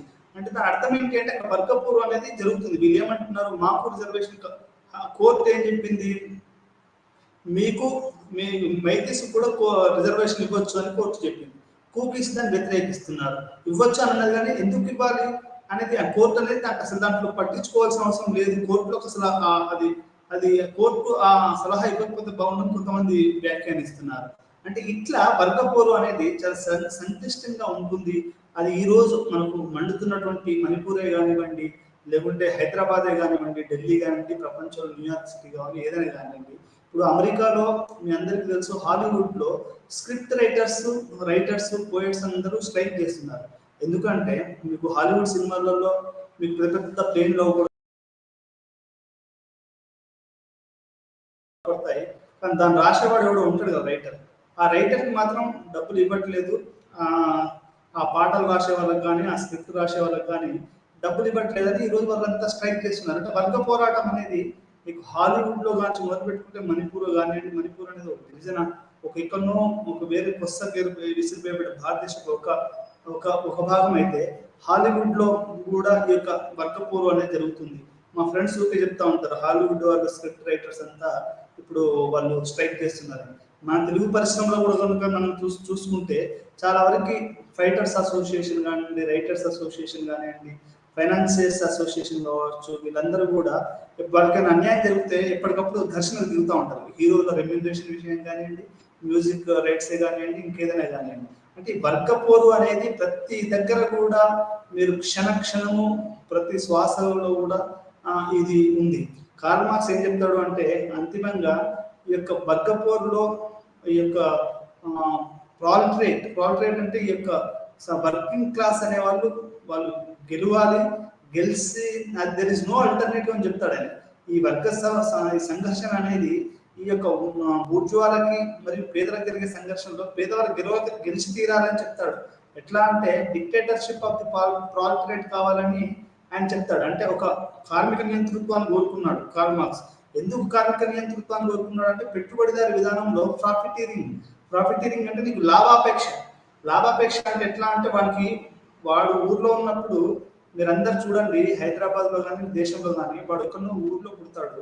ఊర్లో పుట్టిన తర్వాత వాడు ఉద్యోగాలతో ఆగిపోడు, దాంతో వాడు కరప్షన్ చేస్తూ ఉంటాడు, మినిస్టర్ అవుతాడు, డబ్బులు సంపాదిస్తాడు, పరిశ్రమలు పెడతాడు. అంటే వాని యొక్క లాభాపేక్షకి ఒక అంతులేని లాభాపేక్ష ద్వారా ఈరోజు ఈ పెట్టుబడిదారి విధానం నడుస్తుంది. అంటే ఈ యొక్క అంతులేని ఈ యొక్క లాభం అనేది ఎక్కడి నుంచి వస్తుంది? ఎక్కడి నుంచి వాడు ఒక రోజు కూలికి పోతే 200 రూపాయలు ఇస్తున్నారు. అది కూడా ఏంటి, ఒక వారం రోజుల తర్వాత నువ్వు నాట్లు వేయబోతున్నావు, వడ్డు చెక్కబోతున్నావు, ఊళ్ళలో ఇప్పుడు గడ్డి మన కలుపు తీయబోతే 200 ఇస్తారు. అది కూడా ఎప్పుడు ఇస్తారు? ఎప్పటి ఇయ్యారు, ఒక్కొక్కసారి అది ఒక వారం రోజుల తర్వాత ఇస్తారు. మరి అట్లాంటిది ఒక 200 రూపాయలు ఒక దీక్ష కుంటలో కొడితే నువ్వు ఆ సిటీలో ఒక లక్షల రూపాయలు సంపాదిస్తున్నాడు. అది ఏంటంటే అది ఏం లేదు, అది దోపిడీ అని చెప్పొచ్చు. అంటే ఈ యొక్క వర్కర్స్ ఎందుకు చెప్తున్నాను ఇదంతా అంటే, సంఘర్షణ అనేది ఉంటుంది. ఈ సంఘర్షణ అనే పెట్టుబడిదారి విధానంలో నీకు దోపిడీ ఎక్కువ కావడం వల్ల నీకు వర్గ సంఘర్షణ కూడా ఎక్కువైతుంది. మీరు ప్రతిరోజు చూడండి, ఇప్పుడు అమెరికాలో చూడండి, బియ్యం దొరకట్లేదని అందరూ స్టోర్ల దగ్గర పోయి కూర్చున్నారు.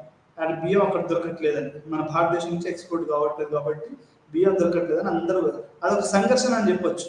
అంటే ఈ రకంగా మీకు సంఘర్షణ ప్రపంచవ్యాప్తంగా కూడా ఎక్కడ చూసినా, ఏ దేశ చరిత్ర చూసినా ఏమున్నది గర్వకారణం. సమస్త మానవ జాతి చరిత్ర మొత్తం పరపీడన పరాయణత్వం అని చెప్పినటువంటి మార్క్స్, మన శ్రీశ్రీ గారి మాటలు అక్షరాల ఒక రకంగా సత్యం. మనం చైనా తీసుకున్నా, అమెరికా తీసుకున్నా, లండన్ తీసుకున్నా, భారతదేశం తీసుకున్నా, మణిపూర్ తీసుకున్నా, బర్మా తీసుకున్నా, జపాన్ తీసుకున్నా, జపాన్లో కూడా ఎట్లా ఉంటుందంటే అక్కడ కూడా వాళ్ళ పోరాటం తీరు ఎట్లా ఉంటుందంటే, పోరాట స్వభావాలు ఒక్కొక్క దేశంలో ఒక్కొక్క రకంగా ఉంటాయి. వాళ్ళు మన పరిశ్రమ యొక్క పెట్టుబడిదారుని వ్యతిరేకంగా ఎట్లా చేస్తారంటే పోరాటం, 1 గంట ఎక్కువ పని చేస్తారు. భారతదేశం లాంటి దేశాలలో ఏంటంటే లాక్అవుట్ చేయడము, లేకుంటే స్ట్రైక్ చేయడము, ఇవన్నీ మనకు చేస్తూ ఉంటారు. ర్యాలీలు చేయడము, పాటలు రాయడం, ఇట్లాంటివి జరుగుతుంటాయి. ఈ రకంగా ఈ వర్గపోరు అనేది ప్రపంచవ్యాప్తంగా జరుగుతుంది అనేది మనం ఇక్కడ అర్థం చేసుకోవాలి. Class structure. క్లాస్ అనే పదం లాటిన్ పదం క్లాసిక్ నుండి ఉద్భవించింది. అంటే మనకు క్లాస్ అనే పదం ఎట్లా వచ్చింది అనేది మనకు ఇక్కడ అర్థం చేసుకోవాలి.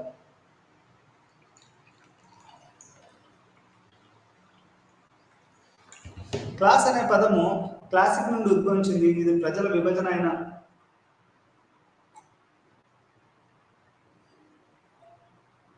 ఆయుధాలు అనే పిలువబడే ఒక సమూహాన్ని సూచిస్తుందండి. యాక్చువల్ క్లాస్ అనేది మొట్టమొదటిసారిగా రోమన్ పరిపాలనలో గ్రీకు రోమన్ రాజు సర్వియస్ స్థిలియస్ అనే రాజు పాలనలో రోమన్ సమాజంలో క్లాస్ అనే ఒక సమూహం ఉండేది. అక్కడ నుండి ఈ యొక్క క్లాస్ అనే పదం మనకు పుట్టిందని చెప్పొచ్చు. క్లాస్ అనేది 5 తరగతులుగా ఆర్డర్గా వివరించబడింది. తదనంతరం మానవ సమాజం విభజించబడిన పెద్ద సమూహాలకు ప్రపంచ తరగతిగా అది గుర్తించబడింది. దీన్ని తర్వాత మనకు క్లాస్ అంటే వర్కింగ్ క్లాస్ అని ఆ తర్వాత అన్ని మనకు రావడం జరిగింది. మార్క్స్ యొక్క సామాజిక శాస్త్రం వాస్తవానికి వర్గపోరుకు సంబంధించినది. అసలు సోషియాలజీ ఫర్ మార్క్స్ అంటే అది సోషల్ కాన్ఫ్లిక్ట్.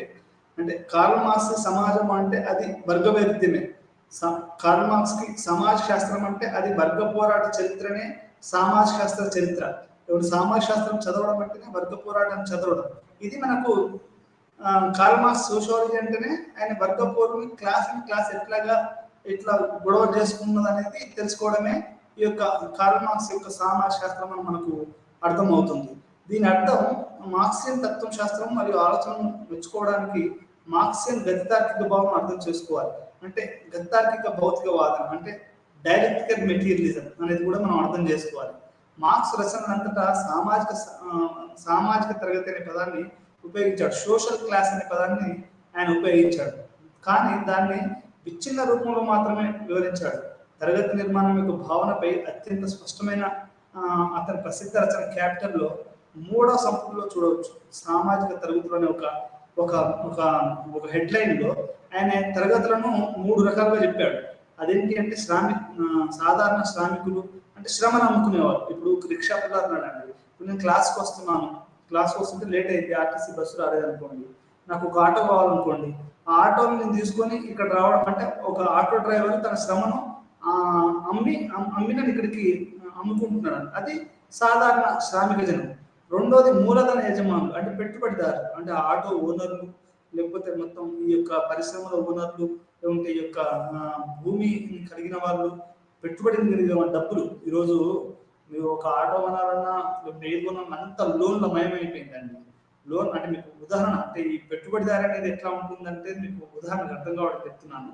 సినిమా ఫైనాన్షియర్ దగ్గరికి పోయింది, మీరు ఏదైనా వెహికల్ కొనాలన్నా ఫైనాన్షియర్సే, మీరు కారు కొనుక్కోవాలనుకున్న ఫైనాన్షియర్సే, మీరు ఇల్లు కొనుక్కోవాలనుకున్న ఫైనాన్షియర్సే, మీరు ఏది చదువుకోవాలనుకున్నా కూడా మీకు ఈరోజు ఫైనాన్షియర్స్ అనేది వస్తుంది. అంటే ఫైనాన్షియల్ క్యాపిటలిజం అనేది పూర్తిగా మొత్తం ప్రపంచాన్ని నడుపుతుంది. అంటే ఇది మూలధనం అన్నట్టు. ఇది కార్ల్ మార్క్స్ తన యొక్క డస్ క్యాపిటల్లో సామాజిక తరగతిలో మొదటి వర్గంగా శ్రామికులను గుర్తించాడు. రెండవ వర్గంగా ఈ పెట్టుబడిదారులు మరియు ఫైనాన్స్ క్యాపిటలిస్టులను ఆయన చెప్పాడు. మూడవది ఏంటంటే భూమి మరియు అద్దె. అంటే ఇప్పుడు రెంటల్స్ ఉంటాయి, సిటీలో అద్దె భవనాలు ఉంటాయి. ఇప్పుడు ఈ ఎన్నో బిల్డింగ్ కూడా అద్దె మీద నడుస్తుంది. ఇది వీళ్ళు ప్రతి నెల వీళ్ళు ఈ ఇంటి యజమానికి వాళ్ళు డబ్బులు ఇవ్వాలి. అంటే ఈ రకంగా 3 రకాలైనటువంటి తరగతుల్ని కార్ల్ మార్క్స్ తన డస్ క్యాపిటల్లో ఆ యొక్క ఈ సమాజాన్ని వర్గీకరించాడు. మీరు గుర్తుపెట్టుకోండి, మళ్ళీ ఒకసారి చెప్తున్నాను, కార్ల్ మార్క్స్కి క్లాస్ అనేది ఈ యొక్క పెట్టుబడిదారి విధానం యొక్క అత్యంత ముఖ్యమైనటువంటి లక్షణాలలో క్లాస్ అనేది ఒకటి అనేది మనం అర్థం చేసుకోవాలి. డస్ క్యాపిటల్ అనేది ఆయన మ్యాగ్నమ్ ఓపస్, అంటే ఆయన చేసినటువంటి రచనలలో అతి కీలకమైనది. మ్యాగ్నమ్ ఓపస్ అంటే తెలుగులో ఎట్లా చెప్పాలో తెలియదు. దాని మ్యాగ్నమ్ ఓపస్ అంటే తన యొక్క జీవితానికి చెప్పాలి అంటే, ఇప్పుడు చెప్పాలి అంటే ఇమ్మీడియట్గా చెప్పాలంటే డస్ క్యాపిటల్ చెప్పాలి. ఈ విధంగా సమాజాన్ని 3 తరగతులుగా కార్ల్ మార్క్స్ గారు విభజించారు. అవి వీళ్ళు ఒకటేమో జీతాలు తీసుకునే కార్మికులు, లేకుంటే రెండోది పెట్టుబడిదారులు, మరియు భూస్వాములు. ఈ రకంగా సమాజాన్ని ఆయన 3 వర్గాలుగా వివరించాడు. తరగతిని నిర్ణయించడానికి ప్రమాణాలు ఏంటి, అసలు మనం ఎట్లా ఒక మనిషిని తరగతి అనొచ్చు? ఇప్పుడు నా పేరు ఉంది, నేను ఒక టెంపరీ ఒక అకాడమిక్ కౌన్సిలర్ని. నన్ను ఏ క్లాస్లో పెట్టాలి? నేను వర్కింగ్ క్లాసా, మిడిల్ క్లాసా, లోయర్ క్లాసా, లేకపోతే హయ్యర్ క్లాసా? అంటే నాకు వచ్చే ఆదాయం ఎంత ఉంటుందంటే ఒక 4,000 నుంచి ఒక 4,000 ఉందనుకోండి ఒక నెలకి. అంటే నేను వర్కింగ్ క్లాస్లోకి వస్తాను. ఒక సాదా సీదా నేను పాఠాలు చెప్పొచ్చు, డాక్టరేట్ కావచ్చు, కానీ నా యొక్క ఆదాయం బట్టి నేను వర్కింగ్ క్లాస్లోకి వస్తాను. అంటే ఆదాయ వనరులను బట్టి ఒక క్లాస్ నిర్ణయించడం జరుగుతుంది. అంటే దాని ఇంగ్లీష్లో ఏమంటారంటే the relationship to the means of production is called class. అంటే మీన్స్, ఇప్పుడు భూమి, ల్యాండ్, లేబర్, క్యాపిటల్, ఎంటర్ప్రినర్షిప్కి మానవులు ఎటువంటి సంబంధాలు కలిగి ఉన్నారు? ఈ యొక్క ఉత్పత్తి కారకాలకి మరియు మనుషులకి మధ్య గల సంబంధాన్నే మనము తరగతి అని చెప్తాం. ఒకవేళ ఉదాహరణకి మీకు చెప్పాలి అంటే ఒక ఊర్లో భూముల వాళ్ళంతా ఒక తరగతి, భూము లేని వాళ్ళంతా ఒక తరగతి అని చెప్తాను. మీకు సీదా సాదాగా అర్థం చేసుకోవడానికి చెప్తున్నాను. ఊర్లో ఊర్లో ఒక 100 కుటుంబాలు ఉంటే ఆ 100 కుటుంబాలలో 50 కుటుంబాల దగ్గర ఒక 2 ఎకరాలు, ఒక 3 ఎకరాలు, 5 ఎకరాల భూమి ఉంటే మిగతా 50 కుటుంబాల దగ్గర అసలు భూమి లేదనుకోండి. అప్పుడు ఆ ఊరిని మనము 50 కుటుంబాలని ఒక తరగతి గాను, 50 కుటుంబాలని వర్కింగ్ క్లాస్ గాను మనం చెప్పొచ్చు. అంటే ఒకటేమో శ్రమను అమ్ముకునే శ్రమను, అంటే వీళ్ళ పొలాలలో చేసేవాళ్ళు, ఈ యొక్క కార్మికులు, కర్షకులు. ఆ తర్వాత వాళ్ళేమో భూస్వాములు. అంటే తరగతిని ఈ రకంగా 2 రకాలుగా ఆబ్జెక్టివ్ ప్రమాణాలు అంటే నీకున్నటువంటి ఆర్థిక పరిస్థితి, నీకున్నటువంటి భూములు కానీ, మూలధనం కానీ, నీకుండే ఎటువంటి ఆస్తులు కలిగి ఉన్న సంపద వనరులు. మీకు ఇంకా ముఖ్యంగా చెప్పాలంటే సంపద వనరుల్లో ఎవరికి దాన్ని బట్టి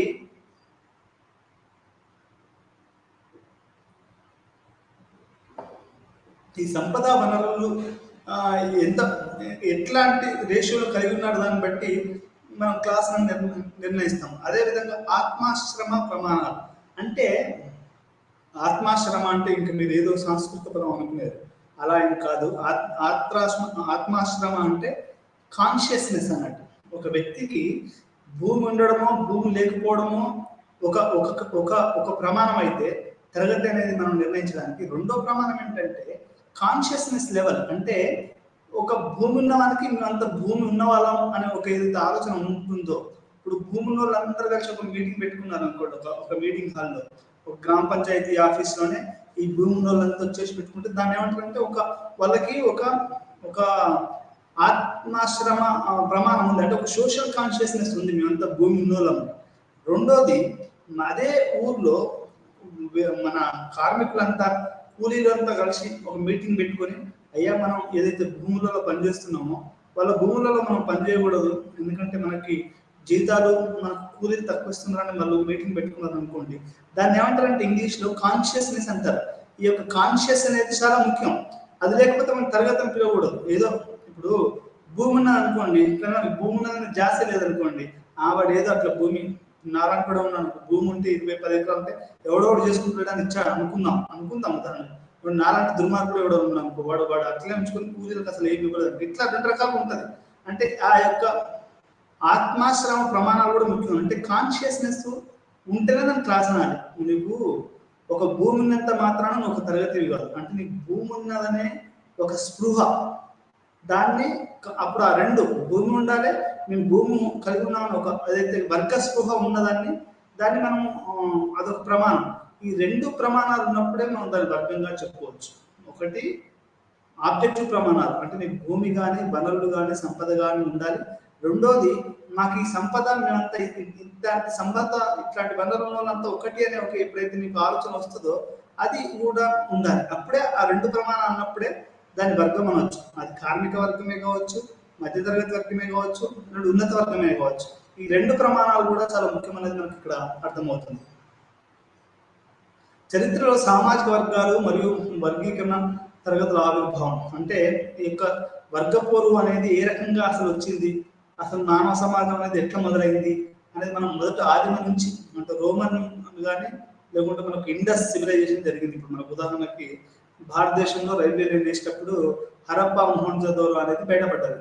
దాంట్లో ఏంటి అంటే అప్పుడే మనకు సైడ్ కినాలు ఉన్నాయి, మురుగు నీరు పోవడానికి స్నానం చేసినప్పుడు అనేది బయటపడ్డది. కరాచీలో రైల్వే లైన్ వేస్తుంటే బ్రిటిషర్స్ రైల్వే లైన్ వేస్తుంటే ఇదంతా బయటపడ్డది.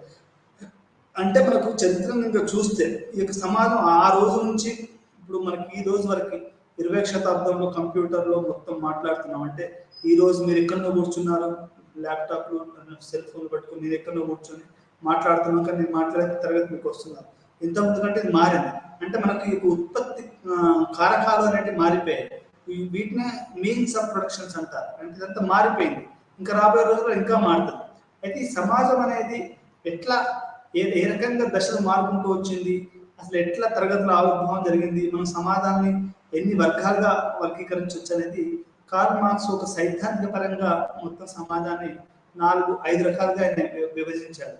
అదేంటి అంటే ఆదిమ వర్గము, బానిస భూస్వామ్య వర్గము, భూస్వామ్య వర్గము, పెట్టుబడిదారు వర్గము మరియు కమ్యూనిస్టు వర్గము. మొత్తం సమాజాన్ని ఆయన ఈ యొక్క మోడ్ ఆఫ్ ప్రొడక్షన్ అంటే ఉత్పత్తి విధానాన్ని బట్టి ఆయన సమాజాన్ని వర్గీకరించాడు. మీరు చాలా క్లియర్గా అర్థం చేసుకోవాలి. మోడ్ ఆఫ్ ప్రొడక్షన్ బట్టి సమాజాన్ని విభజించాడు. అంటే ఉత్పత్తి ఎట్లా జరుగుతుంది దాన్ని బట్టే సమాజాన్ని ఆదిమ సమాజం అని, బానిస సమాజం అని, భూస్వామ్య సమాజం అని, పెట్టుబడిదారు సమాజం అని, మరియు రాబోయే రోజులలో అది కమ్యూనిస్టు సమాజం అని ఆయన చెప్పడం జరిగింది. ఆదిమ సమాజంలో ఏంటి అంటే ఉత్పత్తి కారకాలు, ఆదిమ సమాజంలో జనాలు ఏం వాడేవాళ్ళు అంటే అందరూ బో అండ్ యారో, అంటే వాడు బాణం వేసుకొని పిట్టిని కొడతాడు.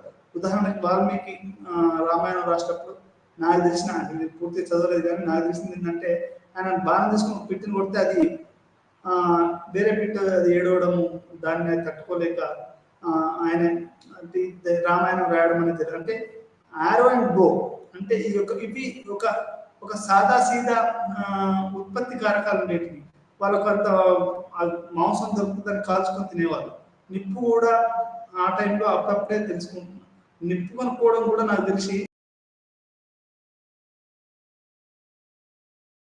కూడా నాకు గుర్తుండి ముసలోళ్ళు అంటే కొంచెం వెనుకటి కాలం వాళ్ళు చెప్పుకురాయని పెట్టుకునేవాళ్ళు. అది తెల్లగా ఉండేది. అగ్గిపెట్టెలు ఇవన్నీ ఉండకపోయేవి. ఆ చుట్టలో దూది పెట్టుకొని ఆ చెప్పుకిరాయిని ఇట్లా కొట్టి ఆ చుట్టను దూదిని ఆ దూదికి అంటుకుంటే అది కాలుకుంటూ ఆ చుట్టలో పెడితే అది ఎప్పటికీ కాలుతా పోయేది.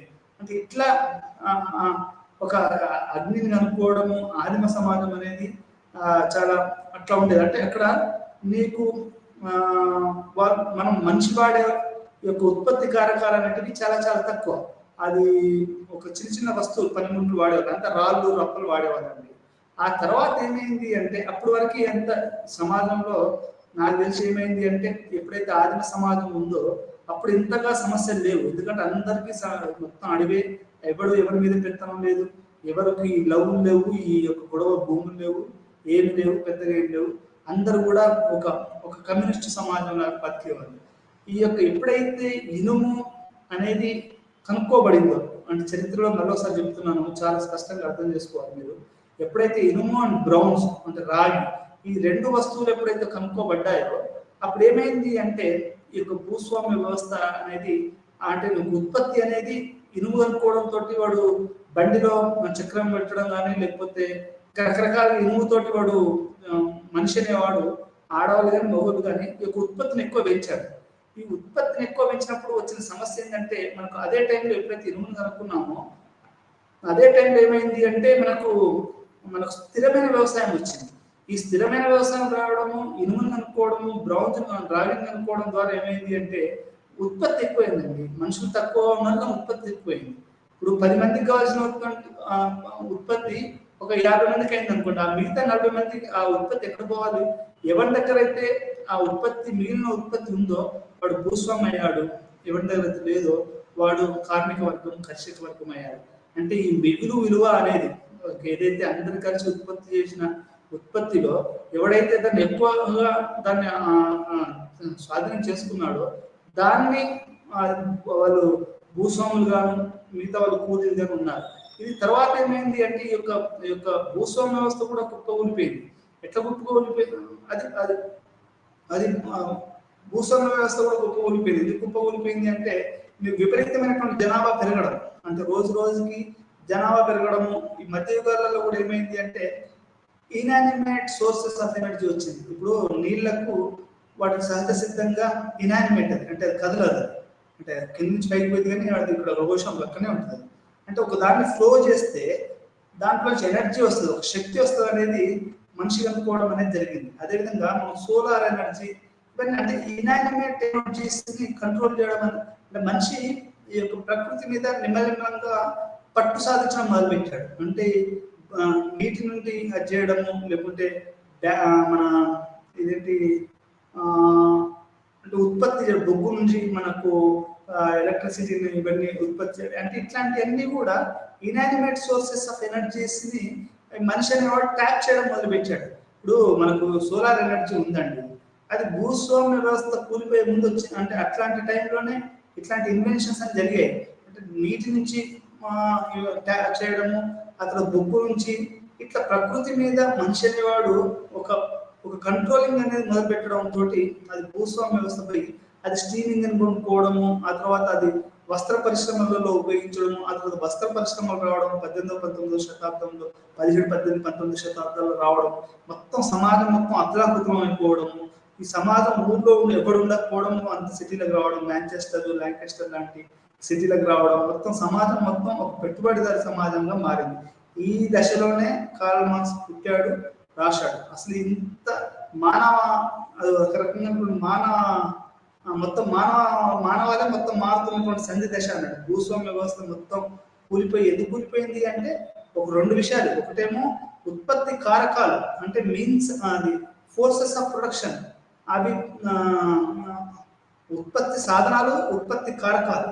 ఉత్పత్తి సాధనాలు అంటే భూమి, లేబరు, ఇవి ఉత్పత్తి ఉత్పత్తి కారకాలు అంటే అవి కారకాలు అంటే మీన్స్ అంటే టెక్నాలజీ కూడా మారింది. ఈ టెక్నాలజీ మారడం వల్ల మొత్తం భూస్వామ్య మొత్తం పడిపోయి ఈ పెట్టుబడిదారి విధానం వచ్చింది. ఇప్పుడు ఊర్లో మీరు చూసే ఉంటారు, బట్టలు నేసే వాళ్ళు ఒక చీర నేయాలంటే ఒక 3 రోజులు 4 రోజులు పడుతుందండి. ఈ రోజు కూడా అంటే ఇప్పుడు ఎవరు బట్టలు నానడానికి మనం బట్టలు నేయడం లేదనుకోండి, కానీ అదే ఒక మిషన్ ఒక రోజులో కొన్ని వందల చీరల్ని, పాలిస్టర్ చీరల్ని అది ప్రొడ్యూస్ చేస్తుంది. మనకు బ్రిటిషర్లు ఏం చేశారు, భారతదేశాన్ని ఒక కాటన్ రా మెటీరియల్ సప్లై చేసే దేశంలో పెట్టుకున్నారు, వాళ్ళ దేశంలో ఉత్పత్తి చేయడానికి. ఇప్పుడు నేను స్లిప్పర్ వేసుకుని వచ్చాను ఈరోజు క్లాస్కి, ఇది రబ్బర్ది.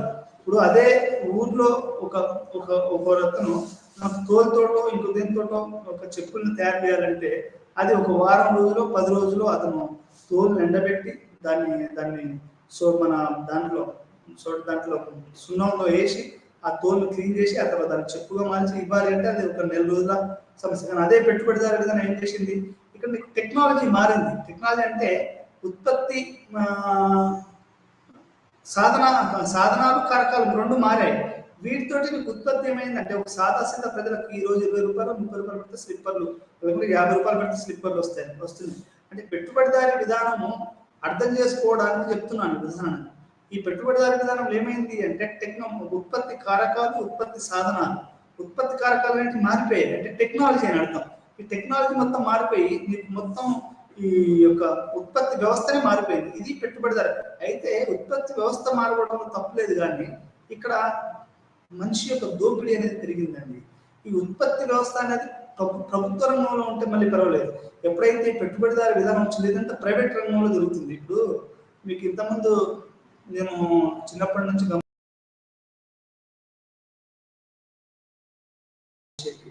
మీ అందరికి లేదు తెలుసో లేదో, ఇప్పుడు టెస్లా అధ్యక్షుడు ఉన్నాడు. టెస్లా అనేవాడు, వాడు ఆయన పేరు గుర్తు రావట్లేదు నాకు. ఆయనే సొంతంగా రాకెట్ లాంచింగ్ చేశాడండి. అంటే ఏంటంటే దీని అర్థం ఏంటి అంటే, పెట్టుబడిదారి విధానంలో నీకు సాంకేతికత లేకుంటే ఇది అనేది ప్రైవేట్ రంగంలో ఎక్కువైపోయి అది వాళ్ళు చేస్తున్నారు. అంటే దీనివల్ల ఏమవుతుంది అంటే, చేయడం తప్పలేదు కానీ దానివల్ల దోపిడీ జరుగుతుంది అనేది ఇక్కడ మనకి ఇక్కడ అర్థం చేస్తుంది. అంటే ఈ వర్గ వైరుధ్యం ఎందుకు వస్తుంది అంటే, పెట్టుబడిదారి విధానంలో జరిగినటువంటి ఉత్పత్తి విధానంలో జరుగుతున్నటువంటి కార్మికులకి మరియు యజమానులకు జరుగుతున్నటువంటి దోపిడీ ఏదైతే ఈ సంబంధాలు ఉన్నాయో అది వర్గ వైరుధ్యం తీసేసి పెట్టుబడిదారి విధానం కూలిపోతుందని కార్ల్ మార్క్స్ చెప్పాడు. ఇట్ ఈస్ అది ఒక పేకమేడ లాంటిది పెట్టుబడిదారి విధానం. ఎందుకంటే కొన్ని కోట్లాది మంది నీకు కార్మికులు ఉన్నారు, ఒక కొద్ది మంది మాత్రమే పెట్టుబడిదారులు ఉన్నారు. ఇలాంటి దోపిడీ చేస్తున్నారు. ఏ రోజైతే కార్మికులు కర్షకులు మేము దోపిడీకి గురవుతున్నాము, మాకు రావాల్సినటువంటి వాటా రావట్లేదని అందరూ తిరుగుబాటు చేసేసి, అది వాళ్ళు తిరుగుబాటు చేస్తే పెట్టుబడిదారులు అందరూ మొత్తం చచ్చిపోవాల్సి ఉంటుంది అన్నట్టు. కొన్ని సినిమాలలో కూడా చూపిస్తారు. చివరికి ఊర్లో ఉన్నటువంటి భూస్వాములను చెప్పడం, లేకుంటే కార్మిక మన అంటే చెప్పడం మనం సపోర్ట్ చేయడం కాదు కానీ అట్లా జరుగుతుంది అండి. అదే పెట్టుబడి జరిగిన కార్మికులంతా కలిసేసి, ఇప్పుడు సిప్లా కంపెనీ ఉందండి, రెడ్డి ల్యాబొరేటరీస్ ఉన్నారు. రెడ్డి ల్యాబొరేటరీస్ అతను కొన్ని వేల కోట్ల రూపాయలకి అతను అధిపతి. దాంట్లో ఎన్ని లక్షల మంది పనిచేస్తున్నారు. ఇప్పుడు వాళ్ళంతా తిరగబడ్డారు అనుకోండి, ఒక మీటింగ్ పెట్టుకుని వాట్సాప్ గ్రూప్ లో ఆ రెడ్డి మొత్తం లీగల్ గా పనిచేసేసి మొత్తం దాన్ని తిరగబడ్డారు అనుకోండి, అప్పుడు ఏమైందండి, ఆ యొక్క మొత్తం రెడ్డి ల్యాబొరేటరీస్ అనేది అక్కడ అందులో పనిచేస్తున్నటువంటి శ్రామికులకి, కార్మికులకు, సైంటిస్టులకి, అక్కడ వాళ్ళకి సంబంధించినటువంటి అది మారుతుంది. అంటే ఇక్కడ పెట్టుబడిదారు విధానం ఎక్కువగా ఈ ప్రాఫిటీరింగ్ దోపిడీ వ్యవస్థ కాబట్టి దీంట్లో నీకు సంఘర్షణ, వర్గ సంఘర్షణ కూడా అధికంగా జరుగుతుంది. మీకు ఏ టైంలో కూడా ఒక బాంబే గట్టి వెళ్ళొచ్చు.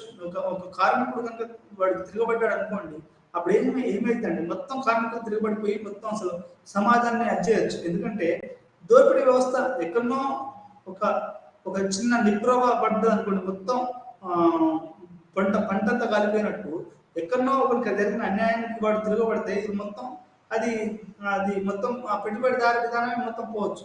కార్ల్ మార్క్స్ ఏమంటాడు అంటే, ఈ యొక్క పెట్టుబడిదారి విధానంలో ఈ యొక్క ప్రైవేట్ పెట్టుబడిదారి విధానం అండ్ ఈ ప్రైవేట్ చేతుల్లో ఉండడం, ఇప్పుడు అమెరికా మొత్తం కూడా అది ప్రైవేట్ వ్యక్తుల చేతిలోనే ఉంటుందండి. అది మీకు ఈవెన్ నాకు తెలిసి ఏంటంటే, ఇప్పుడు మనం డబ్బులు ప్రింట్ చేయాలి అంటే అది ఆర్బీఐ గవర్నమెంట్ వాళ్ళు చేస్తారు. కానీ అమెరికాలో డబ్బులు ప్రింట్ చేయడం కూడా ప్రైవేట్ వాళ్ళు చేస్తారనేది నాకు తెలిసిన ఇన్ఫర్మేషన్. అది వాళ్ళు డిఫెన్స్ కానివ్వండి, ఇంకేదైనా కానివ్వండి, అంటే పూర్తిగా కూడా ఉత్పత్తి కారకాలు కానివ్వండి, ఉత్పత్తి సాధనాలు కానివ్వండి పెట్టుబడిదారు చేతులు. దీనివల్ల ఏమవుతుందంటే దోపిడీకి ఎక్కువ అవకాశం ఉంది. ఒక్క రోజుగా ఇప్పుడు మన పేపర్లలో వస్తుంటుంది ప్రపంచ మిలియనీర్ల నెంబర్ అని. వీళ్ళంతా ఎట్లా మిలియనీర్లు అయ్యారు, ఎన్ని కోట్ల మందిని వాళ్ళు దోపిడీ చేస్తే అయ్యారు అంటే, ఇది నీకు ఈ యొక్క in the womb of bourgeoisie there is exploitation, in the womb of capitalism అంటే దాని కడుపులోనే ఈ యొక్క దోపిడీ లక్షణాలు ఉన్నాయనేది మనకు కార్ల్ మార్క్స్ చెప్తాడు. ఆదిమ సమాజ వ్యవస్థ, ఆదిమ వర్గ వ్యవస్థ ప్రజలకు మొదటి మరియు అత్యంత సంస్థ, మరియు ఇది వేల సంవత్సరాలుగా ఉనికిలో ఉంది. పురుషులు మరియు మహిళలు వేట మరియు ఆహార సేకరణ కోసం కర్రలు మరియు రాళ్ళ వంటివి ఆదిమ సాధనాలు ఉపయోగించడం ప్రారంభించారు. క్రమంగా వారి సాధనం మెరుగుపరిచారు మరియు అగ్ని, సాగు మరియు పశుపోషణం నేర్చుకున్నారు. చాలా తక్కువ స్థాయిలో ఉత్పత్తి శక్తులు ఈ వ్యవస్థలో ఉండేవి. ఉత్పత్తి సాధనాలు ఉమ్మడి యాజమాన్యంపై ఆధారపడి ఉన్నది. అంటే అందరు కలిసి యొక్క ఉత్పత్తి సాధనాలు ఉండేవి. వాళ్ళ దగ్గర ఏముందండి, ఏం లేదు, రాళ్ళు ఉన్నాయి, కర్రలు ఉన్నాయి, అప్పుడే నిపుణులు అనుకున్నారు. దీన్ని పట్టుకొని వాళ్ళు ఆదిమ సమాజం వాళ్ళు ఉండాలి. ఇప్పుడు మీరు ఆ ఫోటో చూస్తున్నారు కదా, ఆ ఫోటోలు ఏముంది, ఇప్పుడు ఒకడు ఆ కత్తితో చేపను ఇట్లా నెడుతున్నాడు, అంటే చేపలు పడుతున్నాడు, అట్లా చేపలు పట్టి దాని చేపలతోటి అట్లా వాళ్ళు బతికేవారు. స్లేవ్ ఓనర్ సొసైటీ, బానిసములు మరియు యజమాని. ఆ తర్వాత ఎప్పుడైతే మన బానిస వర్గం అనేది ఒకటి ఏర్పడ్డది, బానిస యజమాని సమాజంలో ఆదిమ ఉపకరణాలు పరిపూర్ణం చేయబడ్డాయి మరియు రాయి మరియు చెక్క పనిముట్లు అండ్ ఐరన్ అనేది ఈ యొక్క దీంట్లోకి ప్రొడక్షన్ లోకి వచ్చిందనేది మనకు అర్థమవుతుంది. పెద్ద ఎత్తున వ్యవసాయము, రైజింగ్ మైనింగ్ మరియు హస్తకళలు అభివృద్ధి చెందాయి. ఈ రకమైనటువంటి ఉత్పత్తి శక్తుల అభివృద్ధి ఉత్పత్తి సంబంధాలను కూడా మార్చింది. ఈ సంబంధాలు బానిస యజమాని ఉత్పత్తి సాధనాలు మరియు బానిస మరియు వారు ఉత్పత్తి చేసిన ప్రతి దానిపై సంపూర్ణ యాజమాన్యంపై ఆధారపడినాయి. బానిసలు ఆకలితో చనిపోకుండా ఉండేది, కనీస అవసరాలతో మాత్రమే యజమాని వారిని విడిచిపెట్టేవాడు. మీరు అమెరికాలో కూడా తెలిసి మీరు కింటా కుంటే క్యారెక్టర్ చదివితే, ఇప్పుడు 7 తరాల నవలకి మీరు చదివితే మీకు అర్థమైంది ఏంటి అంటే మొత్తం అమెరికా కూడా మొత్తం కూడా ఈ ఆఫ్రికన్స్ తీసుకొచ్చినటువంటి స్లేవ్స్ నిర్మించారు. అంటే మధ్య యుగాలలో ఆదిమ సమాజం తర్వాత స్లేవ్స్ అనే వాళ్ళు ఒక సమాజం వచ్చింది. అది 18వ శతాబ్దం వరకు కూడా అది సాగింది. అబ్రహం లింకనే ఈ యొక్క స్లేవ్స్ దాని మీద దాని యొక్క స్లేవరీ దాని అబాలిషన్ మీద సంతకం చేశారు. అంటే ఈ రకంగా బానిస స్లేవ్ ఓనర్ సొసైటీ వచ్చింది. ఇంక్లూడింగ్ మనకు ఇస్లాం చరిత్ర చూస్తే మొహమ్మద్ ప్రాఫెట్ దగ్గర కొంతమంది స్లేవ్స్ ఉండేవారు.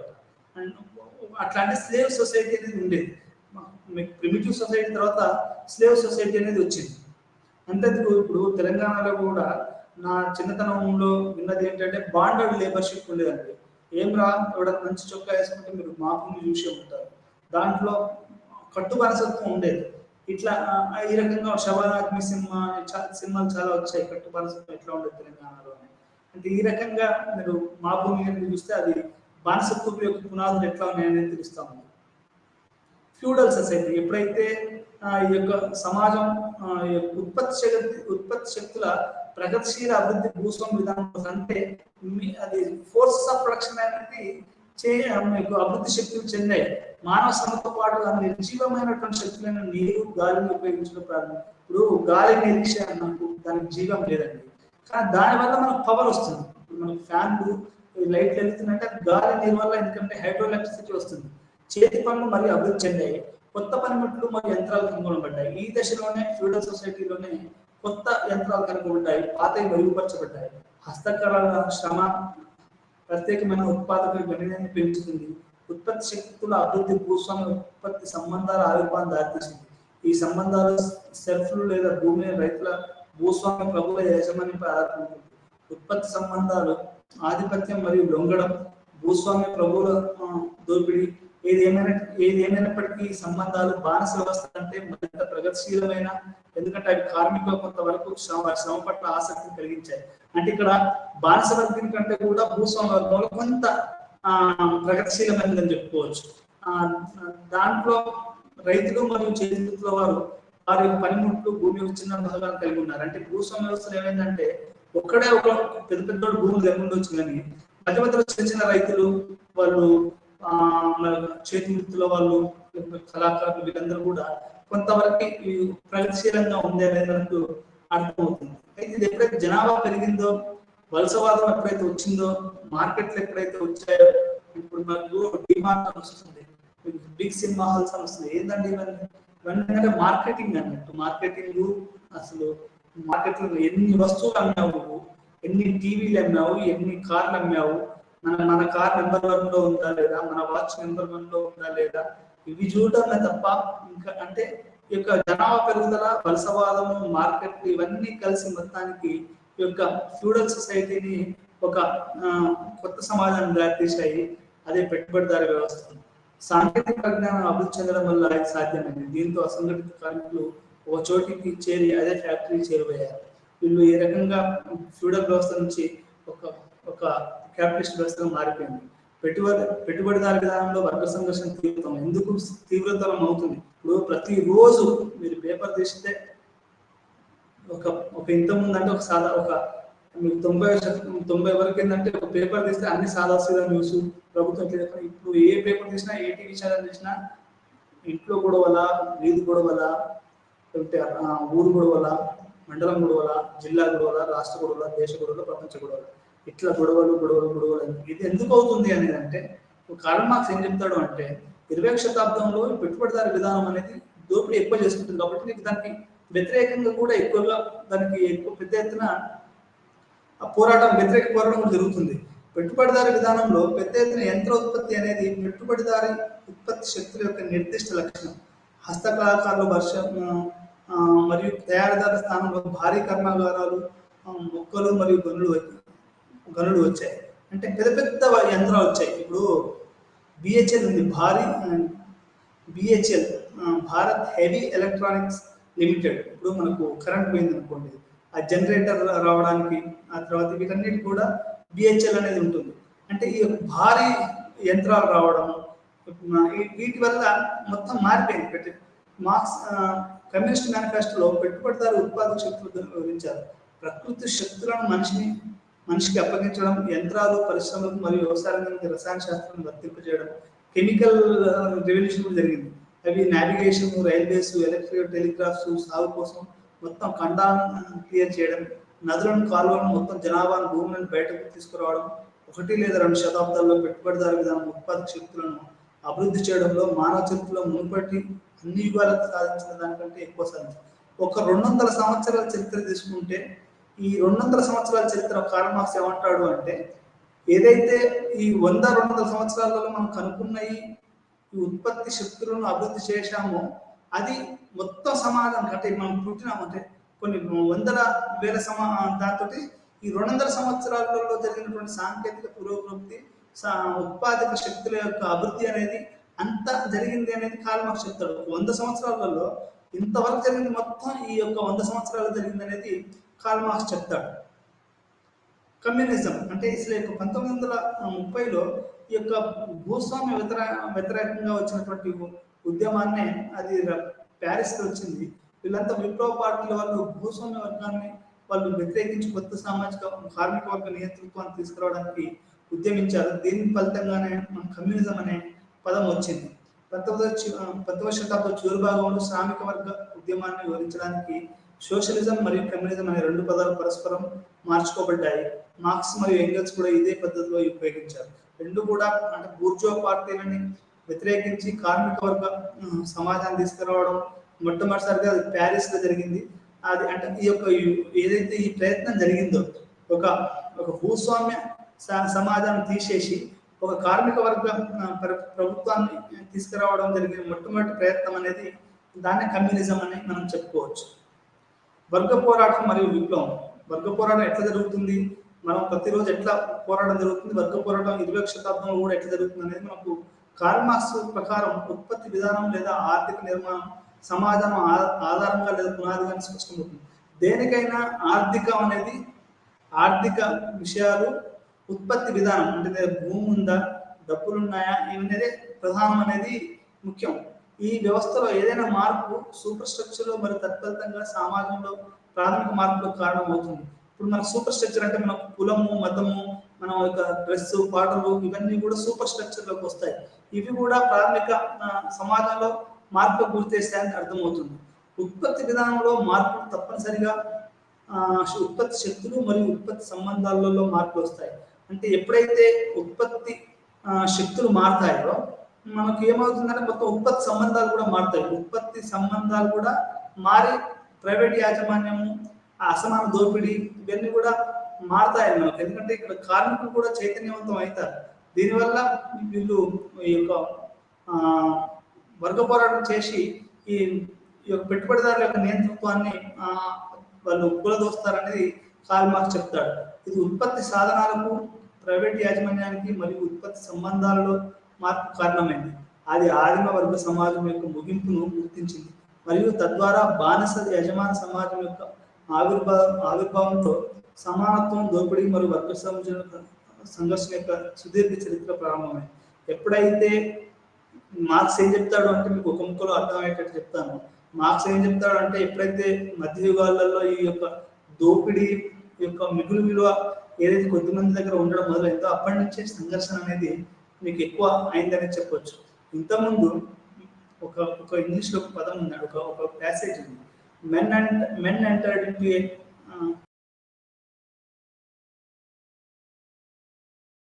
Structure of the society on which super structure believes అంటాడు. అంటే మనిషి తనకు తాను పునరుత్పత్తి చేసుకునే క్రమంలో ఒక మనిషి ఇంకొక మనిషితో, మనిషి ప్రకృతితోటి గల సంబంధాలు మొదలయ్యాయి. ఇది భౌతిక పునాది.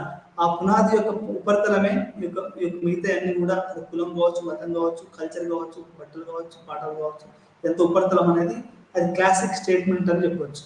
ఈ రకంగా మనిషి తనకు తాను పునరుత్పత్తి చేసుకునే క్రమంలోనే పునరుద్ధి చేసుకునే క్రమంలో మనిషి ఇంకొక మనిషితోటి మనిషి ప్రకృతితో గల ప్రాథమిక సంబంధాన్ని ఏర్పరచుకున్నాడో అది స్ట్రక్చర్ ఆఫ్ ది, అది పునాది అని చెప్పుకోవచ్చు సమాజానికి. దానిపైన మిగతా అనేది కూడా అర్థమవుతుంది. ఈ పునాదిలో ఎట్లా ఉంటుంది అంటే ఎవరి దగ్గరనైతే ఈ భూమి ప్రకృతి ఇవన్నీ సంపద ఉంటుందో వాడు పెట్టుబడిదారి విధానంగా మిగతా వాళ్ళతో కూలీలుగా మొదలైందో, ఎప్పుడైతే ఈ యొక్క మిగులు విలువ కొద్దిమంది దగ్గరతో ఉండడం మొదలైందో అప్పుడే ఈ యొక్క పోరాటము పోరాట యొక్క సుదీర్ఘ చరిత్ర అనేది, వర్గపోరు యొక్క సుదీర్ఘ చరిత్ర అనేది ఈ యొక్క మిగులు విలువతో మొదలైంది అని చెప్పవచ్చు. ఇప్పుడు మాకు ఇంట్లో ఎవరైనా ఒక ఇంట్లో విడిపోతుంది అనుకోండి, ఒక 5 ఎకరాల భూమి ఉంటే 5 పిల్లలు ఉంటే 2 ఎకరాలు ఇచ్చి మిగతా 1 ఎకరం సగం ఇస్తే, అంటే 1 ఎకరం మిగులు ఉన్నదాన్ని ఒకరికి ఎక్కువ ఇచ్చావు అంటే మిగతా వాళ్ళకి తిరగబడతారు.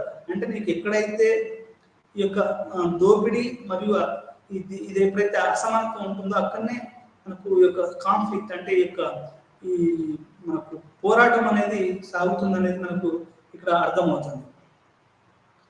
ఇంకొక ప్రధానమైనటువంటి కార్ల్ మార్క్స్ యొక్క రచన ఏంటంటే, మనిషి మీరు 20వ శతాబ్దంలో ఇప్పుడు కూడా ఈ రోజు కూడా గమనిస్తే అర్థమైంది ఏంటంటే పరాయీకరణకు ఎక్కువ గురవుతున్నాడు అనేది కార్ల్ మార్క్స్ చాలా స్పష్టంగా చెప్పాడు.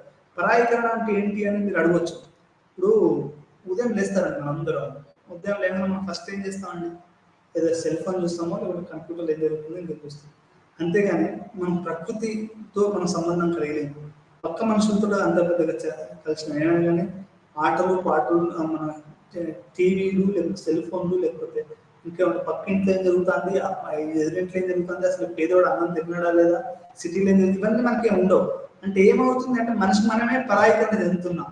అంటే ఇది ఏంటి అంటే కార్ల్ మార్క్స్ ఏమంటాడు అంటే ఈ యొక్క ఎక్కువ దోపిడీ ఉన్నటువంటి ఈ యొక్క సమాజం అనేది మనిషిని ఈ యొక్క అంటే ఉత్పత్తి విధానంలో ఎట్లా పరాయీకరణ దాగుతుంది అంటే, ఇప్పుడు హైలీ డివిజనైజ్డ్ సొసైటీ ఉంటుందండి. అంటే ఒక వాచ్ ఉంది, ఇప్పుడు ఈ వాచ్ ఉంది, ఈ వాచ్ని తయారు చేసేటప్పుడు ఒక్కడే ఈ వాచ్ని తయారు చేయడు, దాంట్లో రకరకాలైనటువంటి భాగాలలో రకరకాలైన కార్మికులు ఎదుర్కొంటారు. కానీ ఆ కార్మికునికి సంబంధించింది కాదు ఆ వాచ్ అనేది వేరే వాళ్ళకి అమ్మడానికి. అంటే ఈ యొక్క ఉత్పత్తి, ఒక వస్తువును ఉత్పత్తి చేసే విధానంలోనే ఈ యొక్క మనిషి పరాయీకరణ అనేది చెందుతున్నాడు అని. అంటే ఈ యొక్క ఉత్పత్తి విధానం తప్పు అని చెప్తాడు కార్ల్ మార్క్స్. ఒక గ్లాస్ ఉత్పత్తి చేసినాడు ఆ గ్లాస్ ఓనర్ కాదు, ఒక చెప్పులు ఉత్పత్తి చేసినాడు ఆ చెప్పుల్ని వాడు సొంతంగా వేసుకోలేడు, వేరే వాళ్ళకి అమ్మాలి. మీరు ఒక మామిడికాయలు పంపించాలన్నప్పుడు కొన్ని బెస్ట్ మామిడికాయలు మన తక్కువ మనకు అమెరికా కంటే కూడా మనకి ఎక్కువ రేటు ఉండొచ్చు, ఎందుకంటే వాడు ఒకేసారి ఎక్కువ పంపించడం వల్ల మనకు తక్కువ రేటు పడవచ్చు. మనకి ఇక్కడ మన పక్కనే ఉన్న చెట్టు మనకు ఎక్కువ రేటు పడవచ్చు. అంటే పరాయీకరణ చెందుతుంది ఇక్కడ వస్తువులు, మన ఉత్పత్తి విధానమే లోనే ఈ పరాయీకరణ ఉందనేది కార్ల్ మార్క్స్ చెప్తాడు. ఎందుకంటే డెడ్ క్యాపిటల్ అంటే క్యాపిటల్ డామినేట్స్ ది లేబర్. అంటే ఒక డబ్బు, ఇప్పుడు ఒక 100 రూపాయల నోటు, దానికి జీవం లేదు, కానీ అది ఒక మనిషిని అరే నువ్వు పని చేయరా అంటే వాడు చేస్తాను అంటే డామినేట్ చేస్తాను డబ్బు. అంటే ఏంటి అంటే dead capital is dominating the living capital, living labour. అంటే ఒక సజీవంగా బతుకున్న ఒక మనిషిని ఒక 100 రూపాయల నోటు, ఒక 1000 రూపాయల నోటు చూపించి పని చేయాలంటే ఒక దాని నోటు కన్నా ఉందా మనిషి అంటే అదొక పేపర్ అది, కానీ వాడు చేస్తా ఉన్నాడు. అంటే ఏంటి డెడ్ క్యాపిటల్, ఎవరైతే డబ్బున్నోడు డబ్బు లేని ఒక శ్రామికుని అట్లా ఆట ఆడిపిస్తుంది. దీనివల్ల పరాయీకరణ చెందుతాడు మనిషి. అంటే ఫ్యాక్టరీలో వర్కర్ కానివ్వండి, పల్లెటూరులో చెప్పులు చేసుకునేవాడు కానీ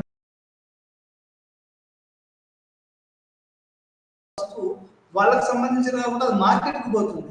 ఈ యొక్క అంటే డబ్బుల గురించి ఇట్లా ఇది అనేది చాలా ప్రధానంగా మనిషిని అది పరాయీకరణ చెందుతుంది. పరాయీకరణ అనేది 4 రకాలుగా ఉంటుందని చెప్తాడు. మనిషి తనకు తాను పరాయీకరణ చెందడం, ఎందుకంటే తాన మీద తనకి కంట్రోల్ ఉండదు, ఏం ఆలోచిస్తున్నాడు ఏం మాట్లాడుతున్నాడు అనేది కూడా అతని మీద కంట్రోల్ ఉండదు. రెండోది మనిషి పరాయీకరణ పక్కన సమాజం నుంచి, ప్రకృతి నుంచి కూడా, ఆ పక్కన ఎట్లాంటి ప్రకృతి ఉంది ఎట్లాంటి సమాజం ఉంది అనేది కూడా అతను దాని నుంచి దూరంగా ఉంటాడు. ఇది రెండో రకమైనటువంటి పరాయీకరణ.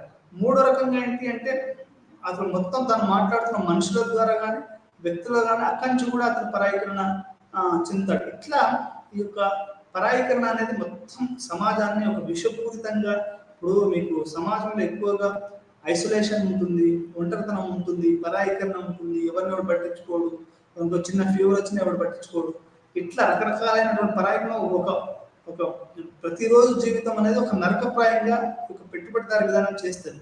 చేసి మనుషుల్ని ఒక ఆత్మహత్యల వైపు అట్లా దారితీస్తుంది అనేది. ఎందుకంటే దోపిడీ ఎక్కువ ఉంటుంది. అయితే దీని వ్యతిరేకంగానే ఇప్పుడు పోరాటాలు వస్తాయి, మళ్ళీ ఒక నూతన సమాజం వస్తుందని కార్ల్ మార్క్స్ సూత్రీకరించాడు. చివరిలో ఈ మానవ సమాజ చరిత్రలో వర్గ సంఘర్షణ భావం గురించి మనం చర్చించాము.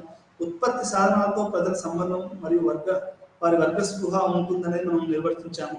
ఇప్పటి వరకు జరిగిన చరిత్ర మొత్తం పోరాటాల చరిత్ర అని చెప్పాడు. లాస్ట్ మీకు ఒక కార్ల్ మార్క్స్ కొటేషన్ చెప్పి ముగిస్తాను. Hitherto history of class struggle అని చెప్పాడు. All the hitherto history of class struggle. ఇప్పటివరకు జరిగిన చరిత్ర మొత్తం వర్గ పోరాటాల చరిత్ర అని కార్ల్ మార్క్స్ గారు నిర్వహించారు. మరొక పాఠంలో మళ్ళీ ఒకసారి వెళ్దాం. అప్పటివరకు సెలవు ఉంటాను.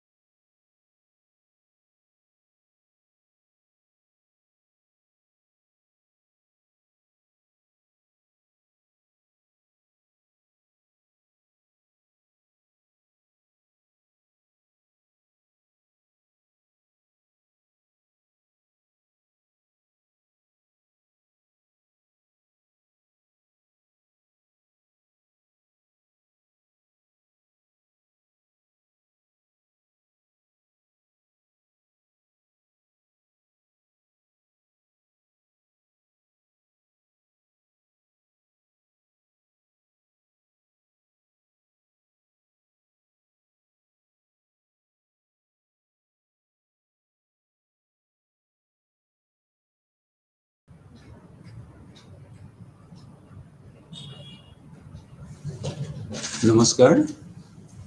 আজি আলোচনাৰ বিষয়বস্তুটো হ'ল জৈৱিক বিৱৰ্তনৰ তত্ত্বসমূহ।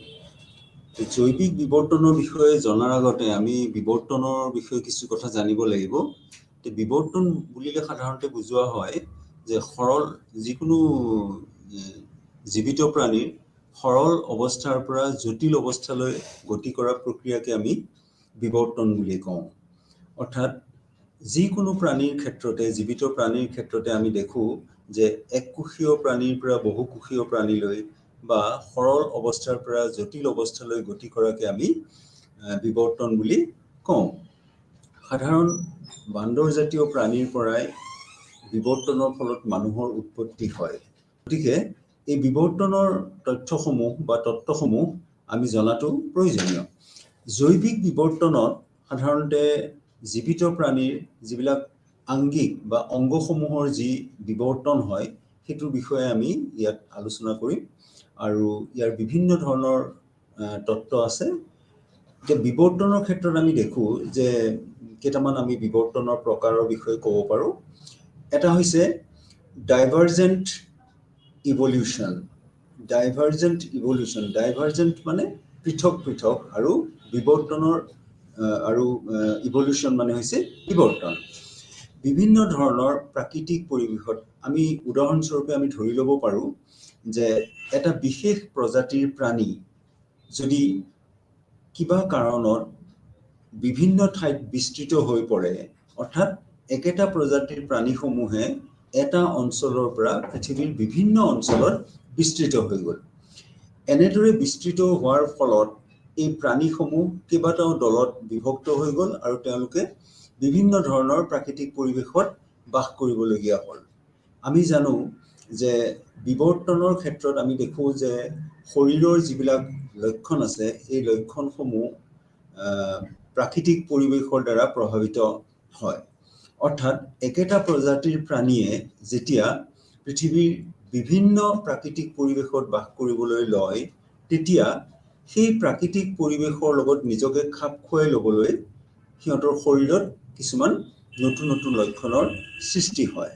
ফলত আমি বহু দিনৰ পিছত যেতিয়া আমি এই প্ৰাণীসমূহ দেখিবলৈ পাওঁ, তেতিয়াহ'লে আমি দেখিম যে এটা বিশেষ প্ৰাকৃতিক পৰিৱেশত থকা একে প্ৰজাতিৰে প্ৰাণীসমূহৰ লক্ষণসমূহ বেলেগ হ'ল, অন্য এটা প্ৰাকৃতিক পৰিৱেশত থকা প্ৰাণীসমূহৰ লক্ষণবোৰ বেলেগ হ'ল, আৰু বেলেগ এটা প্ৰাকৃতিক পৰিৱেশত থকা প্ৰাণীসমূহৰ লক্ষণসমূহ বেলেগ বেলেগ হ'ল। অৰ্থাৎ যদিও আদিতে এই গোটেই প্ৰাণীবোৰ একেটা প্ৰজাতিৰে আছিল, বিভিন্ন পাৰিপাৰ্শ্বিক অৱস্থাত বাস কৰাৰ বাবে সিহঁতৰ শৰীৰৰ লক্ষণৰ যথেষ্ট পৰিৱৰ্তন হয়, আৰু ফলত সেই একেটা প্ৰজাতিৰ পৰাই কেইবাটাও প্ৰজাতিৰ সৃষ্টি হয়। এইটোকে ডাইভাৰ্জেণ্ট ইভলিউশ্যন বুলি কোৱা হয়। ডাইভাৰ্জেণ্ট মানে পৃথক পৃথক হৈ তেওঁলোকৰ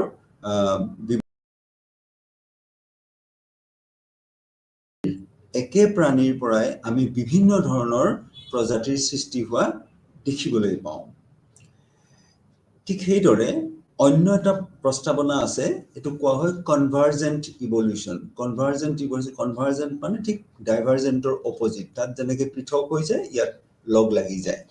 কনভাৰ্জেণ্ট ইভলিউশ্যনৰ ক্ষেত্ৰত আমি দেখোঁ যে বেলেগ বেলেগ প্ৰজাতিৰ, ইয়াৰ আগতে আমি ডাইভাৰ্জেণ্ট ইভলিউশ্যনত একেটা প্ৰজাতিয়ে বিস্তৃত হৈ যোৱা বুলি কৈছিলোঁ। ইয়াত বেলেগ বেলেগ প্ৰজাতিয়ে যদি একেটা প্ৰাকৃতিক পৰিৱেশত বাস কৰিবলগীয়া হয়, আদিতে প্ৰত্যেকবোৰ প্ৰাণী বেলেগ বেলেগ প্ৰজাতিৰ আছিল, কিন্তু সিহঁতে একেটা প্ৰাকৃতিক পৰিৱেশত বাস কৰিবলগীয়া হোৱাৰ ফলত সিহঁতৰ যিবিলাক শাৰীৰিক লক্ষণৰ যিবিলাক পৰিৱৰ্তন হ'ব, অৰ্থাৎ শাৰীৰিক লক্ষণৰ পৰিৱৰ্তন হোৱাৰ মূল কাৰণটো হৈছে সেই প্ৰাকৃতিক পৰিৱেশৰ লগত নিজকে খাপ খুৱাই ল'ব লাগে। আৰু খাপ খুৱাই লওঁতে তেওঁলোকৰ যিবিলাক শৰীৰৰ পৰিৱৰ্তন হয়, সেইবোৰ প্ৰায় একে ধৰণৰ হয়। উদাহৰণস্বৰূপে চৰাই আৰু পখিলা, এইটো বেলেগ বেলেগ প্ৰজাতিৰ, একে নহয়। কিন্তু যিহেতু একে ধৰণৰ প্ৰাকৃতিক পৰিৱেশত বাস কৰিবলগীয়া হ'ল, ফলত আমি চৰাইৰ মাজত দেখিবলৈ পাওঁ তেনেকুৱা ধৰণৰ পাখি আমি পখিলাৰ ক্ষেত্ৰতো দেখিবলৈ পাওঁ। গতিকে পখিলা আৰু চৰাই যদিও দুটা ভিন্ন প্ৰজাতিৰ প্ৰাণী, কিন্তু যিহেতু একেটা প্ৰাকৃতিক পৰিৱেশতে জীয়াই থাকিবলগীয়া হ'ল, ফলত সেই প্ৰাকৃতিক পৰিৱেশৰ লগত নিজকে খাপ খুৱাই ল'বলৈ সিহঁতৰ শৰীৰত কিছুমান লক্ষণৰ পৰিৱৰ্তন হয় আৰু উৰিবৰ বাবে এই পাখিৰ সৃষ্টি হয়। এইটো কোৱা হয় কনভাৰ্জেণ্ট ইভলিউশ্যন, অৰ্থাৎ একে ধৰণৰ তেওঁলোকৰ বিৱৰ্তন। অন্য এটা প্ৰস্তাৱনা আছে, তাত কোৱা হৈছে যে পেৰেলেল ইভলিউশ্যন, অৰ্থাৎ সমান্তৰালভাৱে সিহঁতৰ যিবিলাক বিৱৰ্তন সেইবিলাক হয়। অৰ্থাৎ একেটা প্ৰজাতিৰে প্ৰাণীসমূহৰ মাজত বিভিন্ন ঠাইত যদিও সিহঁতৰ যিটো প্ৰাকৃতিক পৰিৱেশ বেলেগ বেলেগ ধৰণৰ বিভিন্ন পৰিৱেশত সিহঁতে বাস কৰে, কিন্তু দেখা যায় যে যদিও বিভিন্ন প্ৰাকৃতিক অৱস্থাত সিহঁতে বাস কৰিছে, তথাপিও আমি দেখোঁ যে তাহাঁতৰ যিবিলাক বিৱৰ্তন হৈছে, এই বিৱৰ্তনবোৰ প্ৰায় একে ধৰণৰ বিৱৰ্তন হৈছে, যাক আমি পেৰেলেল বা সমান্তৰাল বিৱৰ্তন বুলি কওঁ। একেটাই প্ৰজাতিৰে প্ৰাণী বাস কৰিছে বিভিন্ন প্ৰাকৃতিক পৰিৱেশত, কিন্তু তথাপিও আমি কোনো ক্ষেত্ৰত দেখিবলৈ পাওঁ যে যি ধৰণৰ বিৱৰ্তন এই প্ৰাণীবিলাকৰ মাজত হৈছে, এই বিৱৰ্তনসমূহ প্ৰায় একে ধৰণৰ। অৰ্থাৎ যদিও বিভিন্ন প্ৰাকৃতিক পৰিৱেশত আছে, তথাপিও বিৱৰ্তনসমূহ প্ৰায় একে ধৰণৰ, আৰু সেইকাৰণে ইয়াক সমান্তৰাল বিৱৰ্তন বা পেৰেলেল ইভলিউশ্যন বুলি কোৱা হয়। ঠিক সেইদৰে অন্য এটা প্ৰস্তাৱনা আছে এডাপটিভ ৰেডিয়েশ্যন, অৰ্থাৎ একেটা প্ৰজাতিৰ পৰা বিভিন্ন সময়ত যদিও একে পৰিৱেশত বাস কৰে, তাৰ পৰা অসংখ্য প্ৰজাতিৰ সৃষ্টি হয়। অৰ্থাৎ প্ৰজাতি একেটাই আৰু একে পৰিৱেশতেই বাস কৰিছে, কিন্তু হঠাৎ জিনৰ বিভিন্ন পৰিৱৰ্তনৰ বাবে সিহঁতৰ শৰীৰত নতুন লক্ষণৰ সৃষ্টি হয়, আৰু সময়ত এটা প্ৰজাতিৰ পৰাই বহুত কেইটা প্ৰজাতিৰ সৃষ্টি হ'ব পাৰে। এইটোক এডাপটিভ ৰেডিয়েশ্যন বুলি কোৱা হয়। অৰ্থাৎ যি ঠাইত সিহঁতে খাপ খুৱাই ল'ব লাগে, যিটো এৰিয়াত খাপ খুৱাই ল'ব লাগে, আৰু শৰীৰত হোৱা বিভিন্ন ধৰণৰ পৰিৱৰ্তনৰ বাবে নতুন লক্ষণৰ সৃষ্টি হয়, আৰু এটা প্ৰজাতিৰ পৰা বিভিন্ন ধৰণৰ প্ৰজাতিৰ সৃষ্টি হয়। এই চাৰিটা হৈছে প্ৰস্তাৱনা, অৰ্থাৎ বিৱৰ্তনৰ যিখিনি আমি তত্ত্ব পাওঁ বা বিৱৰ্তনৰ যিখিনি আমি সূত্ৰ পাওঁ, ইয়াত এই প্ৰস্তাৱনা কেইটাৰ ওপৰত ভিত্তি কৰি পিছৰ তথ্যসমূহ বা তত্ত্বসমূহ আমি আলোচনা কৰিব লাগিব।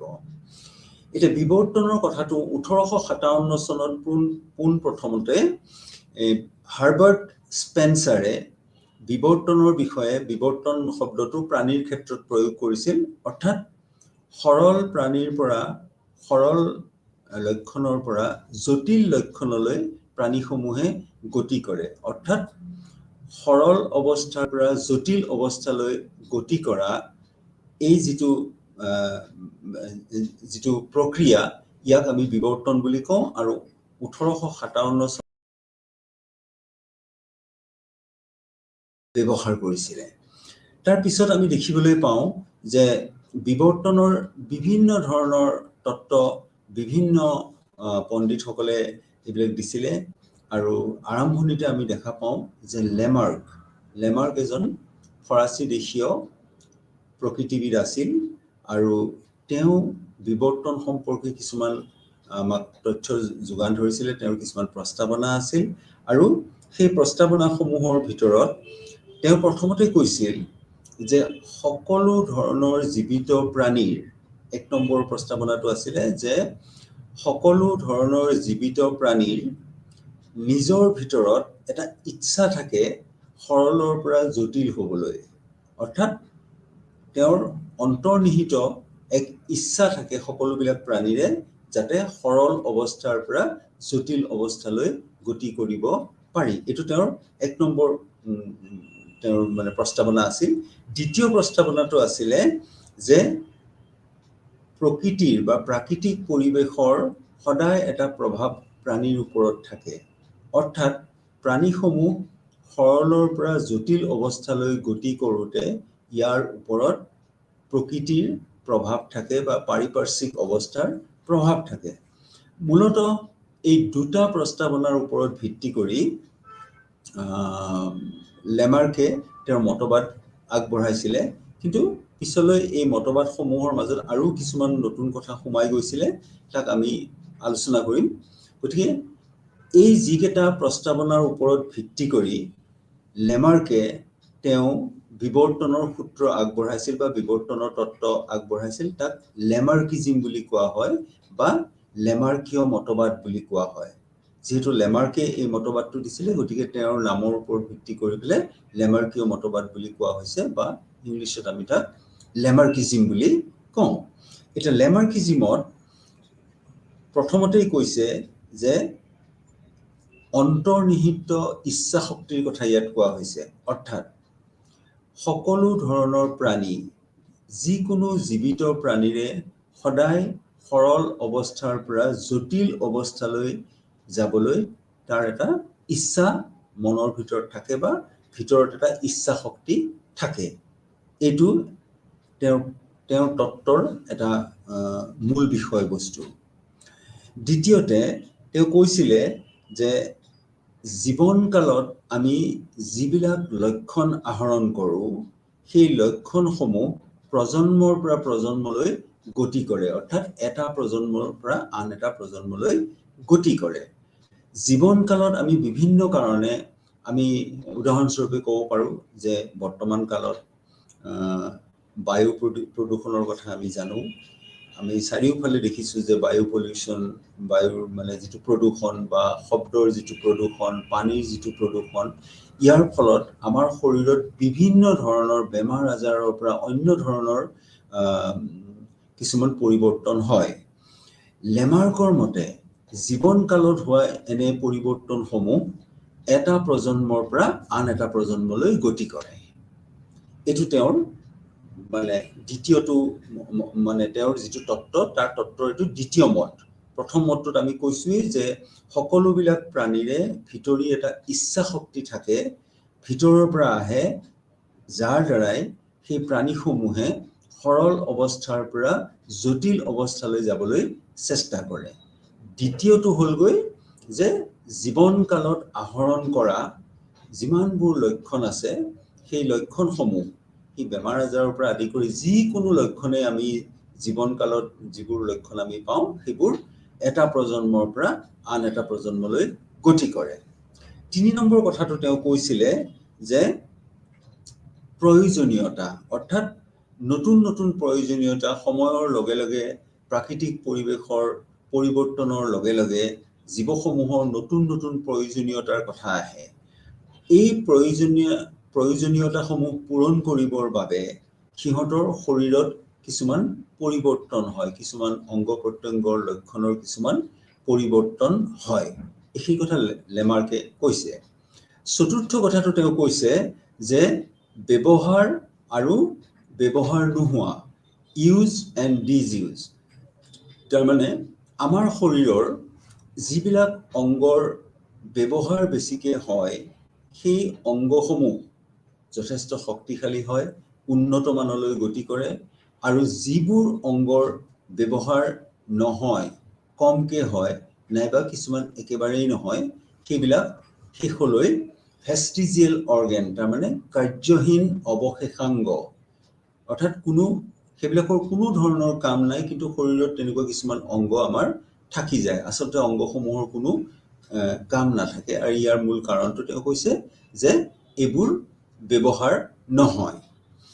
এতিয়া এই চাৰিটা যি কথা, তেওঁৰ লেমাৰ্কৰ যিটো তত্ত্ব, এই তত্ত্বৰ এই মূল চাৰিটা কথা আমি যদি ভালদৰে আলোচনা কৰোঁ, তেতিয়াহ'লে দেখিবলৈ পাওঁ যে প্ৰাণীসমূহৰ যিটো ইচ্ছা শক্তিৰ কথা কৈছে, অৰ্থাৎ প্ৰত্যেকটো প্ৰাণীয়ে তাৰ মনৰ ভিতৰত বা নিজে নিজে ভিতৰৰ ফালে হোৱা এটা অন্তৰ্নিহিত শক্তি এটা থাকে। সকলো প্ৰাণীৰ এটা অন্তৰ্নিহিত শক্তি থাকে, যিটোৰ দ্বাৰাই সিহঁতে সৰল অৱস্থাৰ পৰা জটিল অৱস্থালৈ গতি কৰে। কিন্তু আমি যদি ইয়াৰ কিবা প্ৰমাণ হিচাপে যদি কিবা এটা বিচাৰোঁ, বিভিন্ন ক্ষেত্ৰত আমি কথাটো প্ৰমাণ কৰিব নোৱাৰোঁ যে প্ৰাণীসমূহৰ নিজৰ ভিতৰত থকা ইচ্ছা শক্তিৰ দ্বাৰাই সৰল অৱস্থাৰ পৰা জটিল অৱস্থালৈ গতি কৰে, ইয়াক আমি প্ৰমাণ কৰিব নোৱাৰোঁ। বহুত ক্ষেত্ৰত এইটো প্ৰমাণ কৰিব পৰা কথা নহয়। দ্বিতীয় কথাটো তেওঁ কৈছিলে যে যিবিলাক শাৰীৰিক লক্ষণ আমি জীৱনকালত আমি জানো যে শাৰীৰিক লক্ষণসমূহ মাক দেউতাকৰ প্ৰজন্মৰ পৰা পিছৰ প্ৰজন্মলৈ জিনৰ জৰিয়তে গতি কৰে। অৰ্থাৎ মাক দেউতাকৰ যিবিলাক শাৰীৰিক লক্ষণ আছে, এই শাৰীৰিক লক্ষণসমূহ জিনে তেওঁলোকৰ পৰা তেওঁলোকৰ পিছৰ প্ৰজন্ম অৰ্থাৎ ল'ৰা ছোৱালীৰ গালৈ লৈ যায়। আৰু এই জিনসমূহে সকলো ধৰণৰ লক্ষণ, এইবোৰ সাধাৰণ লক্ষণ হ'ব পাৰে, বেমাৰ আজাৰ হ'ব পাৰে, যিকোনো ধৰণৰ শাৰীৰিক লক্ষণ এটা প্ৰজন্মৰ পৰা আন এটা প্ৰজন্মলৈ লৈ যায়। কিন্তু লেমাৰ্কে কৈছিল যে জিনে লৈ যোৱা এই লক্ষণসমূহৰ উপৰিও জীৱনকালত আমি যিবিলাক আমি লক্ষণ আমি পাওঁ বা যিবিলাক আমাৰ পৰিৱৰ্তন হয় শৰীৰত, সেই পৰিৱৰ্তনসমূহো পিছৰ প্ৰজন্মলৈ গতি কৰে। অৰ্থাৎ ইনহেৰিটেন্স অফ একুৱাৰ্ড কেৰেক্টাৰ্ছ, এইটোকে কোৱা হৈছে ইনহেৰিটেন্স অফ একুৱাৰ্ড কেৰেক্টাৰ। একুৱাৰ্ড কেৰেক্টাৰ মানে হৈছে যে জীৱনকালত যিবিলাক লক্ষণ আমি আহৰণ কৰোঁ, বেমাৰ আজাৰৰ পৰা আদি কৰি বিভিন্ন ধৰণৰ যিবোৰ লক্ষণ আমি আহৰণ কৰোঁ, এই লক্ষণসমূহ এটা প্ৰজন্মৰ পৰা আন এটা প্ৰজন্মলৈ গতি কৰে। অকল যে জিনেই এই লক্ষণসমূহ পিছৰ প্ৰজন্মলৈ লৈ যায় এনেকুৱা নহয়। লেমাৰ্কৰ মতে জীৱিত কালত যিবোৰ লক্ষণ আমি পাওঁ বা যিবোৰ পৰিৱৰ্তন আমাৰ শৰীৰত দেখা দিয়ে, এই পৰিৱৰ্তনসমূহো পিছৰ প্ৰজন্মলৈ গতি কৰে। এইটো তেওঁৰ দ্বিতীয় কথাটো আছিলে। তৃতীয়তে আমি কৈছোঁ যে আমাৰ যিবিলাক দৰকাৰ, তাৰমানে প্ৰয়োজন, নিডছ, অৰ্থাৎ প্ৰাকৃতিক অৱস্থাত যেতিয়া বা যিকোনো প্ৰাকৃতিক পৰিৱেশত আমি যেতিয়া জীয়াই থাকিবলগীয়া হয়, তেতিয়া সেই প্ৰাকৃতিক পৰিৱেশ অনুযায়ী আমাৰ কিছুমান প্ৰয়োজনীয়তা আহি যায়। আৰু প্ৰয়োজনসমূহ অহাৰ লগে লগে আমাৰ শৰীৰত কিছুমান পৰিৱৰ্তন হয়।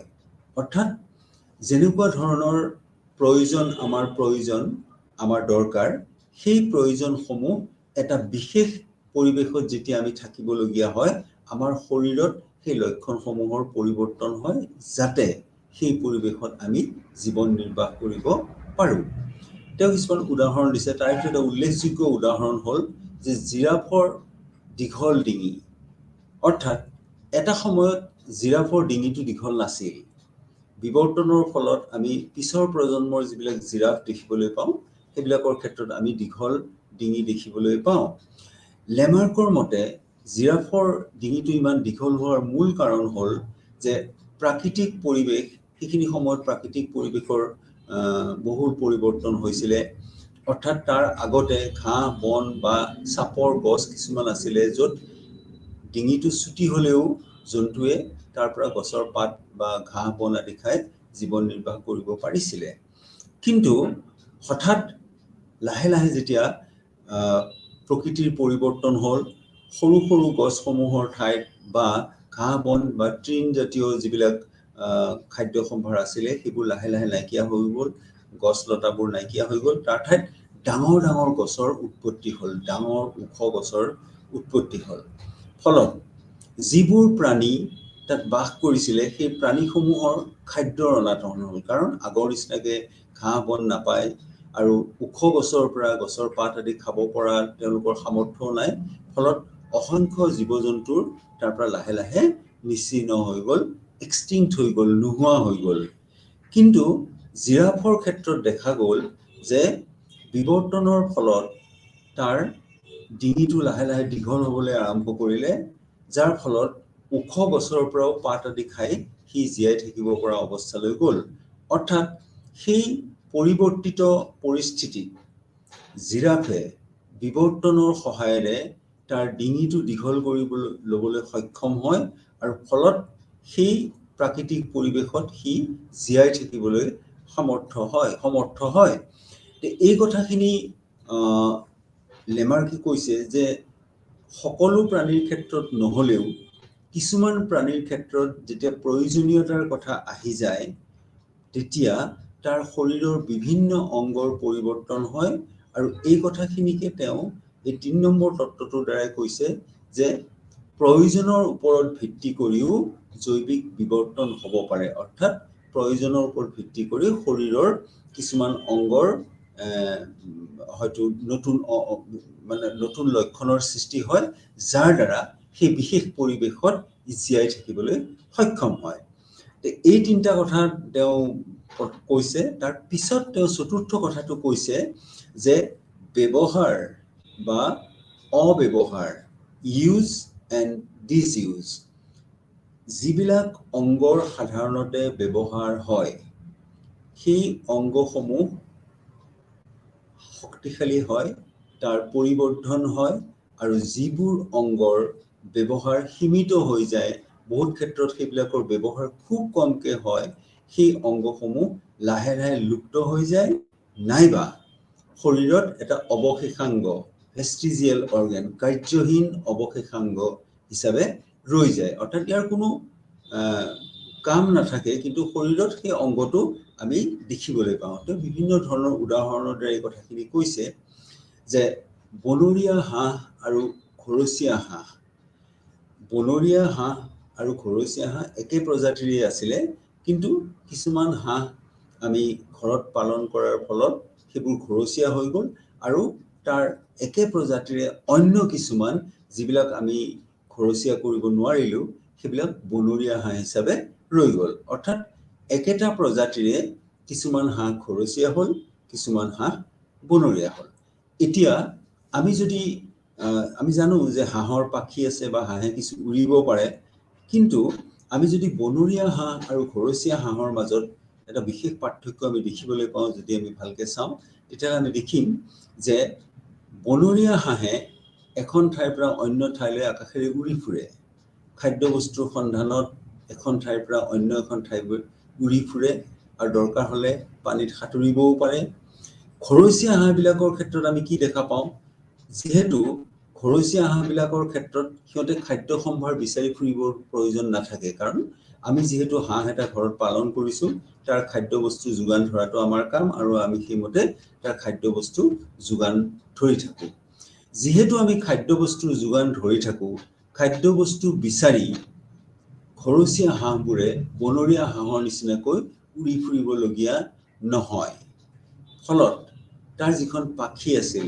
যিটো আগতে সি উৰিব পাৰিছিলে সেই পাখিখন ব্যৱহাৰ নোহোৱাৰ বাবে লাহে লাহে কাৰ্যহীন হৈ পৰে অৰ্থাৎ যেহেতু ব্যৱহাৰ কৰিবৰ প্ৰয়োজনেই নাই খাদ্যবস্তু বিচাৰি বেলেগ ঠাইলৈ যোৱাৰ প্ৰয়োজন নাই খাদ্যবস্তু ঘৰতেই পোৱা যায় ফলত উৰিব নলগীয়া হোৱাৰ বাবে পাখিৰ ব্যৱহাৰ লাহে লাহে কমি যায় ফলত আমি যদি এতিয়া ঘৰচীয়া হাঁহ এটা চাওঁ আমি যদি উৰাই দিবলৈও চেষ্টা কৰো দেখিম যে নোৱাৰে অকমান সময় পাখি মাৰি আকৌ মাটিত পৰি যাব কিন্তু সেই একেবোৰ হাঁহৰে যিটো বনৰীয়া ভেৰাইটি আছে যিবিলাক বনৰীয়া হাঁহ আছে সেইবিলাক কিন্তু আকাশত উৰি ফুৰিছে তাৰ কাৰণটো হৈছে যে সিহঁতৰ ক্ষেত্ৰত খাদ্যবস্তুৰ যোগান ধৰা নহয় খাদ্যবস্তু সিহঁতে নিজেই বিচাৰি ল'ব লাগিব ফলত এখন ঠাইৰ পৰা অন্য এখন ঠাইলৈ খাদ্যবস্তু বিচাৰি উৰি ফুৰিবলগীয়া হয় আৰু ফলত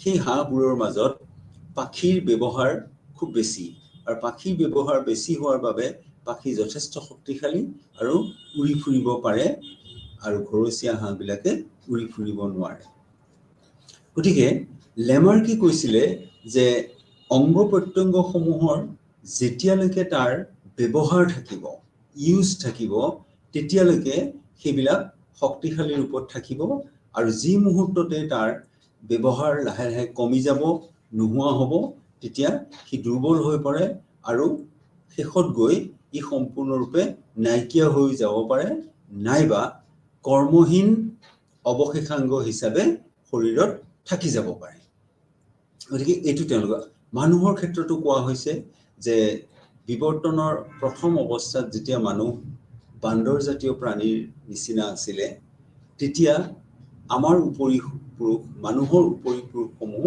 গছত বাস কৰিছিলে আৰু আমি জানো যে বান্দৰ জাতীয় প্ৰাণীবিলাক যেতিয়া গছত বাস কৰে তেতিয়া গছত এটা ডালৰ পৰা অন্য এটা ডাললৈ জঁপিয়াই ফুৰিবৰ সময়ত সিহঁতৰ নেজডালে যিডাল নেজ আমি দেখিবলৈ পাওঁ এই নেজডালে বেলেন্সৰ কাম কৰে অৰ্থাৎ জঁপিয়াই দিয়াৰ লগে লগে এটা ডালত যেতিয়া জঁপিয়াই গৈ পেলাই পৰিব তেতিয়া মাটিত যাতে পৰি নাযায় শৰীৰটো যাতে বেলেন্স হৈ থাকে সেই গোটেই কামটো কৰে নেজডালে অৰ্থাৎ গছত থকা যিবিলাক আমি প্ৰাণী দেখিছো বান্দৰ জাতীয় যিবোৰ প্ৰাণী দেখিছো সেইবিলাকৰ ক্ষেত্ৰত আমি নেজডাল দেখিবলৈ পাওঁ কিন্তু যেতিয়া বিৱৰ্তনৰ ফলত মানুহৰ উপৰিপুৰুষ গছৰ পৰা নামি আহিলে লাহে লাহে বিৱৰ্তনৰ ফলত দুখন ভৰিৰ ওপৰত ভৰ দি খোজ কাঢ়িব পৰা অৱস্থা গ'ল ইয়াৰ আগতে চাৰিখন ঠেঙৰ ওপৰত ভৰ দি খোজ কাঢ়িছিলে পিছলৈ দুখন ঠেঙৰ ওপৰত ভৰ দি খোজ কাঢ়িব পৰা অৱস্থালৈ গ'ল তেতিয়া এই নেজডালৰ বিশেষ প্ৰয়োজন নাইকিয়া হ'ল ফলত আমাৰ ৰাজহাড়ৰ যিটো শেষৰ অংশ যিটোক আমি কক্সিজিয়েল বুলি কওঁ পিছৰ সাতডাল হাড় লগ লাগি পেলাই থাকে কক্সিক্স বা কক্সিজিয়েল বুলি কোৱা হয় সেই অংশটোৰ পৰাই অতীতত আমাৰ উপৰিপুৰুষবিলাকৰ ক্ষেত্ৰত তাৰ পৰাই নেজডাল আৰম্ভ হৈছিলে নেজৰ উৎপত্তিটো তাৰ পৰাই হৈছিলে বৰ্তমানো আমাৰ তাত সেই হাড়ডাল আছে কিন্তু নেজডাল নাই কাৰণ যিহেতু নেজৰ কোনো প্ৰয়োজন নাইকিয়া হ'ল বিৱৰ্তনৰ ফলত সময়ৰ লগে লগে সেই নেজডাল সম্পূৰ্ণৰূপে আমাৰ পৰা নাইকিয়া হৈ গ'ল কিন্তু আজিও প্ৰমাণ হিচাপে আমাৰ ৰাজহাড়ৰ তলৰ অংশত যিটো কক্সিজিয়েল পৰ্চন বুলি আমি কৈছো তাত এতিয়াও সেই হাড়কেইডাল আছে অৰ্থাৎ সি কাৰ্যহীন অৱশেষাংগ হিচাপে আমাৰ শৰীৰত ৰৈ গ'ল কিন্তু নেজডাল তাৰ পৰা আৰু এতিয়া তাৰ পৰা নেজ ডেভেলপ নহয় আৰু কাৰণ সেইটোৰ আমাৰ এতিয়া প্ৰয়োজন নাই গতিকে লেমাৰ্কৰ মূল কথাটোৱে আছিল যে যিবোৰ অংগৰ ব্যৱহাৰ বেছিকৈ হ'ব যিবোৰ অংগৰ ব্যৱহাৰ অতি প্ৰয়োজনীয় সেই অংগসমূহ সদায় শক্তিশালী ৰূপত থাকে আৰু সেইবিলাক যিহেতু ব্যৱহাৰ হৈ আছে তাৰ শক্তি বা সেইটো হোৱাটো অতি স্বাভাৱিক যিটো উদাহৰণ আমি বনৰীয়া হাঁহবিলাকৰ ক্ষেত্ৰত ক'লো কিন্তু যেতিয়া তাৰ ব্যৱহাৰ নাইকিয়া হৈ যাব তেতিয়া সি লাহে লাহে তাৰ মানে লুপ্তপ্ৰায় অৱস্থালৈ গুচি যাব বা যিটো প্ৰয়োজন আছিলে সেই প্ৰয়োজনটো বেলেগ হৈ যাব যিটো আমি ঘৰচীয়া হাঁহৰ ক্ষেত্ৰত দেখিবলৈ পাওঁ আৰু একেবাৰে শেষত হৈছেগৈ কি যে যিটো অংগৰ কোনো প্ৰয়োজনেই নাই সম্পূৰ্ণৰূপে সি একেবাৰেই নাইকিয়া হৈ যায়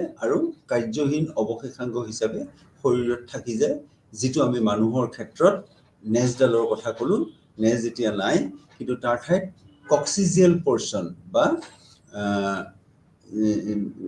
যিডাল আমাৰ মানুহৰ ৰাজহাড় সেই ৰাজহাড়ৰ তলৰ অংশটোত এতিয়াও তাৰ প্ৰমাণ আমি দেখিবলৈ পাওঁ গতিকে এই তিনিটা হ'ল তেওঁৰ প্ৰস্তাৱনা বা তেওঁৰ মূল কথা আৰু চতুৰ্থ কথাটো তেওঁ কৈছিলে কি যে চতুৰ্থ মানে যিটো আমি ব্যৱহাৰ কৰাৰ কথা ক'লো এইটো চতুৰ্থ আছিলে অৰ্থাৎ এই চাৰিটা তথ্যৰ ওপৰত ভিত্তি কৰি লেমাৰ্কে কৈছিলে যে জৈৱিক বিৱৰ্তনৰ মূল কাৰণকেইটাই হৈছে এইটো এই বিষয়ে যেতিয়া তেওঁৰ গৱেষণা এইখন এখন গৱেষণা পত্ৰ আছিলে এই গৱেষণা পত্ৰটো যেতিয়া পাব্লিছ হৈ গ'ল প্ৰকাশ পালে তেতিয়া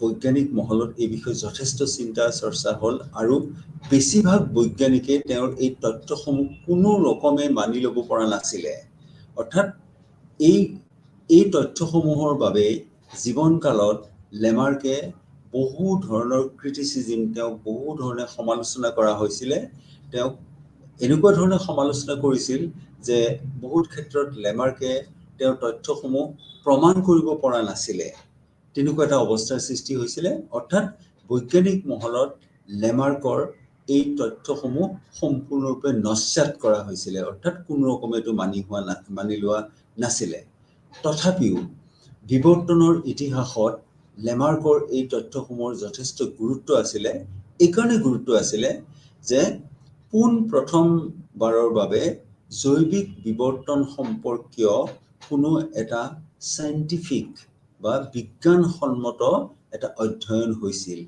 যদিও তেওঁ দিয়া তথ্যসমূহ মানি লোৱা নাছিলে বা এই তথ্যসমূহ কোনো প্ৰকাৰে সম্ভৱ নহয় বুলি বিভিন্ন ধৰণৰ বৈজ্ঞানিকে কৈছিলে, তথাপিও আজিও লেমাৰ্কৰ বিৱৰ্তনৰ এই তথ্যসমূহৰ প্ৰয়োজনীয়তা আছে এই কাৰণেই যে বিজ্ঞানসন্মতভাৱে পোন প্ৰথমবাৰৰ বাবে লেমাৰ্কেই জৈৱিক বিৱৰ্তনৰ এক তথ্য আগবঢ়াইছিলে। বিভিন্ন ধৰণৰ সমালোচনাৰ পিছত মূল সমালোচনাটো হৈছিলে যে বেছিভাগ বৈজ্ঞানিকে এটা কথা কৈছিলে যে লেমাৰ্কে যে কৈছিলে প্ৰথম তেওঁৰ যিটো তথ্য আছিলে তাত তেওঁ কৈছিলে যে সকলোবোৰ জীৱিত প্ৰাণীৰ ক্ষেত্ৰতে তাৰ মনৰ ভিতৰত এটা শক্তি থাকে, ইচ্ছা থাকে যে সৰল অৱস্থাৰ পৰা জটিল অৱস্থালৈ গতি কৰিবলৈ, আৰু এই শক্তিৰ ফলতে সৰল প্ৰাণীসমূহ লাহে লাহে জটিল অৱস্থালৈ গতি কৰে। কিন্তু ইয়াৰ কোনো বিজ্ঞানসন্মত উদাহৰণ বা তথ্য দেখুৱাবলৈ লেমাৰ্কে তেওঁ পৰা নাছিলে, আৰু বৈজ্ঞানিকসকলেও কৈছিলে যে এইটো কেতিয়াও হ'ব নোৱাৰে যে প্ৰাণীৰ ইচ্ছা অনুসৰি তাৰ শৰীৰৰ লক্ষণৰ সৃষ্টি হ'ব পাৰে। সকলো প্ৰাণীৰে ভিতৰি কিবা এটা ইচ্ছা থাকিব পাৰে আৰু সেইমতেই তাৰ শৰীৰত বিৱৰ্তন হৈ লক্ষণসমূহৰ পৰিৱৰ্তন হ'ব পাৰে, এইটো সম্ভৱ নহয়। তেওঁলোকে কৈছিল যে মানুহৰ মনতো চৰাইৰ দৰে উৰিবৰ বাবে দুৰ্বাৰ ইচ্ছা আছে, আজিও ইচ্ছা আছে যে চৰাইৰ দৰে আমি উৰি ফুৰিব পাৰোঁ নেকি। কিন্তু এই ইচ্ছাটো থকাৰ পিছতো মানুহৰ শৰীৰততো পাখি সৃষ্টি হোৱা নাই, মানুহটো উৰি ফুৰিব নোৱাৰে চৰাইৰ নিচিনাকে। গতিকে ইচ্ছা শক্তি থাকিলেই বা ইচ্ছা থাকিলেই নতুন লক্ষণৰ সৃষ্টি হ'ব, এই কথাটো অমূলক। গতিকে বৈজ্ঞানিকসকলে এই কথাটো কোনো পধ্যে মানি লোৱা নাছিলে। দ্বিতীয় কথাটো আছিলে কি যে লেমাৰ্কে কৈছিলে যে জীৱন কালত আমাৰ যিবোৰ লক্ষণৰ সৃষ্টি হয় এই লক্ষণসমূহ পিছৰ প্ৰজন্মলৈ গতি কৰে। বৈজ্ঞানিকসকলে এই তথ্যটো মানি লোৱা নাছিলে। এই কাৰণে যে আমি জানো যে যিকোনো শাৰীৰিক লক্ষণৰ ক্ষেত্ৰত জিন হৈছে একমাত্ৰ ইউনিট বা জিন হৈছে এনেকুৱা এটা বস্তু যিয়ে এই লক্ষণসমূহ লৈ যাব পাৰে। আৰু জীৱনকালত আমাৰ যিবোৰ লক্ষণ আমি পাওঁ, যিবোৰ বেমাৰ আজাৰ বা শাৰীৰিক ধৰণৰ কিবা এটা কথাত আমাৰ হাতৰ আঙুলি দুটামান নাইকিয়া হৈ গ'ল, ভৰিৰ আঙুলি নাইকিয়া হৈ গ'ল, হাত এখনেই নাইকিয়া হৈ গ'ল, এই লক্ষণটো পিছৰ প্ৰজন্মলৈ যোৱাৰ কোনো প্ৰশ্নই নুঠে। এই কাৰণে এই লক্ষণসমূহ জিন ৰিলেটেড নহয়, অৰ্থাৎ জিনৰ লগত এইবিলাক লক্ষণৰ কোনো সম্পৰ্ক নাই। কাৰণ জীৱনকালত আমি এইবোৰ বিভিন্ন কাৰণত, বিভিন্ন পাৰিপাৰ্শ্বিক অৱস্থাৰ বাবে এনেকুৱা লক্ষণসমূহ আহিব পাৰে আমাৰ শৰীৰত, সেইবোৰৰ সৈতে জিনৰ কোনো ধৰণৰ সম্পৰ্ক নাথাকে। গতিকে যিহেতু জিনৰ সম্পৰ্ক নাথাকে, এই লক্ষণসমূহ পিছৰ প্ৰজন্মলৈ কোনে লৈ যাব? আমি জানোৱেই যে সকলো ধৰণৰ লক্ষণ, বেমাৰ আজাৰ, ভাল বেয়া যিমান শাৰীৰিক লক্ষণ আছে, এই গোটেই লক্ষণসমূহ অকল জিনেহে এটা প্ৰজন্মৰ পৰা অন্য এটা প্ৰজন্মলৈ লৈ যায়। যিবোৰ লক্ষণ বা শাৰীৰিক পৰিৱৰ্তন আমাৰ জীৱনকালত সাধিত হয় বিভিন্ন কাৰণে, সেইবোৰৰ সৈতে জিনৰ কোনো সম্পৰ্ক নাথাকে। গতিকে পিতৃপুৰুষৰ ক্ষেত্ৰত যদি আমি এনেকুৱা কিছুমান লক্ষণ দেখিবলৈ পাই যিটো তেওঁ জীৱনকালত আহৰণ কৰিছে, সেইটো তেওঁ কেতিয়াও পিছৰ প্ৰজন্মলৈ পঠিয়াই দিব নোৱাৰে, কাৰণ সেই লক্ষণসমূহৰ সৈতে জিনৰ কোনো সম্পৰ্ক নাথাকে। সেইকাৰণে এই দুটা কথাত বৈজ্ঞানিকসকলে কোনো পধ্যেই লেমাৰ্কৰ এই মতবাদটো মানি ল'ব খোজা নাছিল বা মানি ল'ব পৰা নাছিলে। ফলত তেওঁলোকে লেমাৰ্কৰ এই মতবাদটোক নস্যাৎ কৰি এইটোক অপ্ৰয়োজনীয় তত্ত্ব বা অপ্ৰয়োজনীয় মতবাদ বুলি তেওঁলোকে গণ্য কৰিছিলে। কিন্তু পিছৰ অৱস্থাত অন্য কিছুমান বৈজ্ঞানিকে লেমাৰ্কৰ এই মতবাদসমূহৰ ওপৰত বহুলভাৱে গৱেষণা আৰম্ভ কৰে, আৰু সেই গৱেষণাৰ ফলস্বৰূপে নতুন লেমাৰ্কিয়বাদ বা নিঅ লেমাৰ্কিজিম সৃষ্টি হয়। অৰ্থাৎ এটা নতুন তত্ত্ব আকৌ আহি যায়। প্ৰথমটো আছিলে লেমাৰ্কিজিম বা লেমাৰ্কিয়বাদ, পিছৰটো হ'লগৈ নৱ বা নতুন লেমাৰ্কিয়বাদ, নিঅ লেমাৰ্কিজিম। এটা লেমাৰ্কিজিম, এটা নিঅ লেমাৰ্কিজিম, অৰ্থাৎ লেমাৰ্কিয়বাদ আৰু নৱ লেমাৰ্কিয়বাদ। সাধাৰণতে কিছুমান বৈজ্ঞানিক, বিশেষকৈ স্পেন্সাৰ আৰু অন্য কিছুমান তেওঁৰ লগত থকা অন্য কিছুমান বৈজ্ঞানিকে কৈছিলে যে যি দুটা তত্ত্বৰ বিষয়ে অন্যান্য বৈজ্ঞানিকসকলে নস্যাৎ কৰিছে, তেওঁলোকেও কৈছে যে সেই দুটা তত্ত্বৰ ক্ষেত্ৰত অৱশ্যে কোনো ধৰণৰ প্ৰমাণ দিব নোৱাৰি। অৰ্থাৎ প্ৰাণীয়ে নিজৰ ইচ্ছাৰে, নিজৰ মনৰ শক্তিৰে সৰল অৱস্থাৰ পৰা জটিল অৱস্থালৈ বা নতুন শাৰীৰিক লক্ষণৰ সৃষ্টি কৰিব নোৱাৰে, এই বিষয়ে কোনো ধৰণৰ প্ৰমাণ নাই। সেইকাৰণে নৱ লেমাৰ্কিয়বাদতো কোৱা হৈছে যে লেমাৰ্কিয়বাদৰ এই তত্ত্বটো কোনোপধ্যে মানি ল'ব নোৱাৰি। ঠিক দ্বিতীয় তথ্যটোৰ ক্ষেত্ৰতো তেওঁলোকে কৈছে যে কোনো ক্ষেত্ৰতে এইটোও মানি ল'ব নোৱাৰি যে জীৱনকালত যিবিলাক আমি শাৰীৰিক লক্ষণ পাম, সেই লক্ষণসমূহ বা বেমাৰ আজাৰ যিবিলাক আমি পাম, সেইবিলাক পিছৰ প্ৰজন্মলৈ গতি কৰিব পাৰে। স্পেন্সাৰকে আদি কৰি অন্যান্য গৱেষকসকলে কয় যে লেমাৰ্কিয়বাদৰ এই দুটা তথ্য আমি সম্পূৰ্ণৰূপে বাদ দিব লাগিব। বাদ দি তেওঁলোকে গুৰুত্ব দিছিল ইউজ এণ্ড ডিসইউজ, অৰ্থাৎ ব্যৱহাৰ আৰু কম ব্যৱহাৰ বা সম্পূৰ্ণৰূপে ব্যৱহাৰ নোহোৱা এনেকুৱা যিবিলাক অংগৰ কথা আছে, এই অংগসমূহৰ ক্ষেত্ৰত লেমাৰ্কে যিখিনি কথা কৈছে তাৰ এটা বৈজ্ঞানিক যুক্তি আছে। অৰ্থাৎ নৱ লেমাৰ্কিয়বাদত এই কথাটো ধৰি লোৱা হৈছে যে ব্যৱহাৰ আৰু অব্যৱহাৰ, ইউজ এণ্ড ডিসইউজ, এই তথ্যটোৰ এটা ভূমিকা আছে। গতিকে নৱ লেমাৰ্কিয়বাদত এই তথ্যটোক গুৰুত্ব সহকাৰে লোৱা হৈছে। তাৰপিছতে দ্বিতীয় কথা এটাও গুৰুত্ব সহকাৰে লোৱা হৈছে, সেইটো হৈছে যে বিভিন্ন পাৰিপাৰ্শ্বিক অৱস্থাত, যেতিয়া পাৰিপাৰ্শ্বিক অৱস্থাৰ পৰিৱৰ্তন হয় বা অন্য কোনো প্ৰাণীয়ে বেলেগ পৰিৱেশৰ পৰা আহি এটা নতুন পৰিৱেশত থাকিবলৈ লয়, তেতিয়া সেই পৰিৱেশৰ লগত নিজকে খাপ খুৱাই লোৱাৰ ফলত, অৰ্থাৎ তাৰ যিটো প্ৰয়োজন, সেই পৰিৱেশত তাৰ যিটো প্ৰয়োজন, সেই প্ৰয়োজনীয়তাৰ ফলত বিৱৰ্তন হ'ব পাৰে।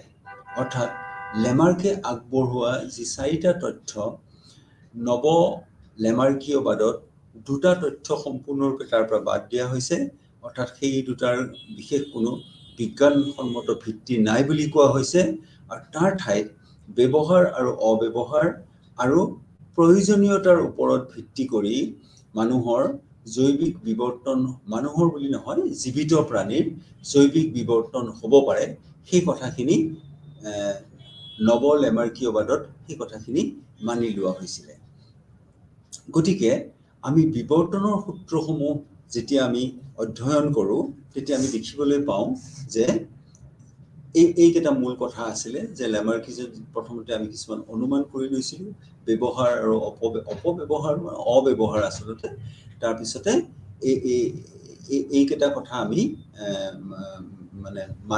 এইকেইটা তেওঁলোকৰ প্ৰথম তথ্য আছিলে, আৰু পিছত এই লেমাৰ্কিজিমৰ সমালোচনাও কৰা হৈছিলে। মই সমালোচনাখিনি কৈছোৱেই যে কোনো ক্ষেত্ৰতে পিছৰ বৈজ্ঞানিকসকলে এই কথাটো মানি ল'বই খোজা নাছিলে বা মানি লোৱাও নাছিলে যে প্ৰাণীৰ ভিতৰত থকা ইচ্ছা শক্তিৰ বাবে কোনো ধৰণৰ নতুন শাৰীৰিক লক্ষণৰ সৃষ্টি হ'ব পাৰে। ঠিক সেইদৰে এই সমালোচনাবিলাকৰ পিছতে আমি কৈছোৱে যে যিটো নিঅ লেমাৰ্কিজিম বা নৱ লেমাৰ্কিয়বাদৰ সৃষ্টি হয়। যদিও বৈজ্ঞানিকভাৱে যিবিলাক আলোচনা কৰা হয়, লেমাৰ্কিজিমক বেছি ক্ষেত্ৰতেই নস্যাৎ কৰা হয়, তথাপিও আমি কৈছোঁ যে লেমাৰ্কিজিমৰ বিষয়ে আমি জানিবলগীয়া এই কাৰণেই কথা আছে, কাৰণ ইয়াৰ আগলৈকে বিৱৰ্তন বুলি কোৱাৰ লগে লগে বিভিন্ন ধৰণৰ কথা আলোচনা কৰা হৈছিলে, কিন্তু কোনো এটা কথাও বিজ্ঞানসন্মতভাৱে আলোচনা কৰা হোৱা নাছিল। লেমাৰ্কে প্ৰথমতেই ভুল হ'লেও বিভিন্ন কথাত তেওঁ ভুল হৈছে বা তেওঁ যিবিলাক মতবাদ আগবঢ়াইছে এইবিলাক নিশ্চিতভাৱে মানি ল'ব নোৱাৰি বিভিন্ন ক্ষেত্ৰত। তথাপিও তেওঁ যিখিনি মতবাদ আগবঢ়াইছিল ইয়াত দুই এটা বৈজ্ঞানিক ভিত্তি আছিল বা তাত কিছু যুক্তিও সোমাই আছে। সেইবাবে লেমাৰ্কিজিম আজিও সম্পূৰ্ণ নস্যাৎ হোৱাৰ পিছতো লেমাৰ্কৰ তথ্যসমূহ আজিও আমি এই বিষয়ে আলোচনা কৰিবলগীয়া হয়। তাৰ পিছত আমি যদি চাওঁ তেতিয়াহ'লে আমি দেখিম যে ডাৰউইনবাদ বা ডাৰউইনিজিম, অৰ্থাৎ লেমাৰ্কৰ পিছত আমি জানো যে ডাৰউইনে বিগল নামৰ এখন জাহাজৰ জৰিয়তে 5 বছৰ তেওঁ পৃথিৱী পৰিভ্ৰমণ কৰিছিল। ডাৰউইন আছিল এজন ব্ৰিটিছ প্ৰকৃতিবিদ। তেওঁ ভূতাত্ত্বিক হিচাপেও জনাজাত আছিলে।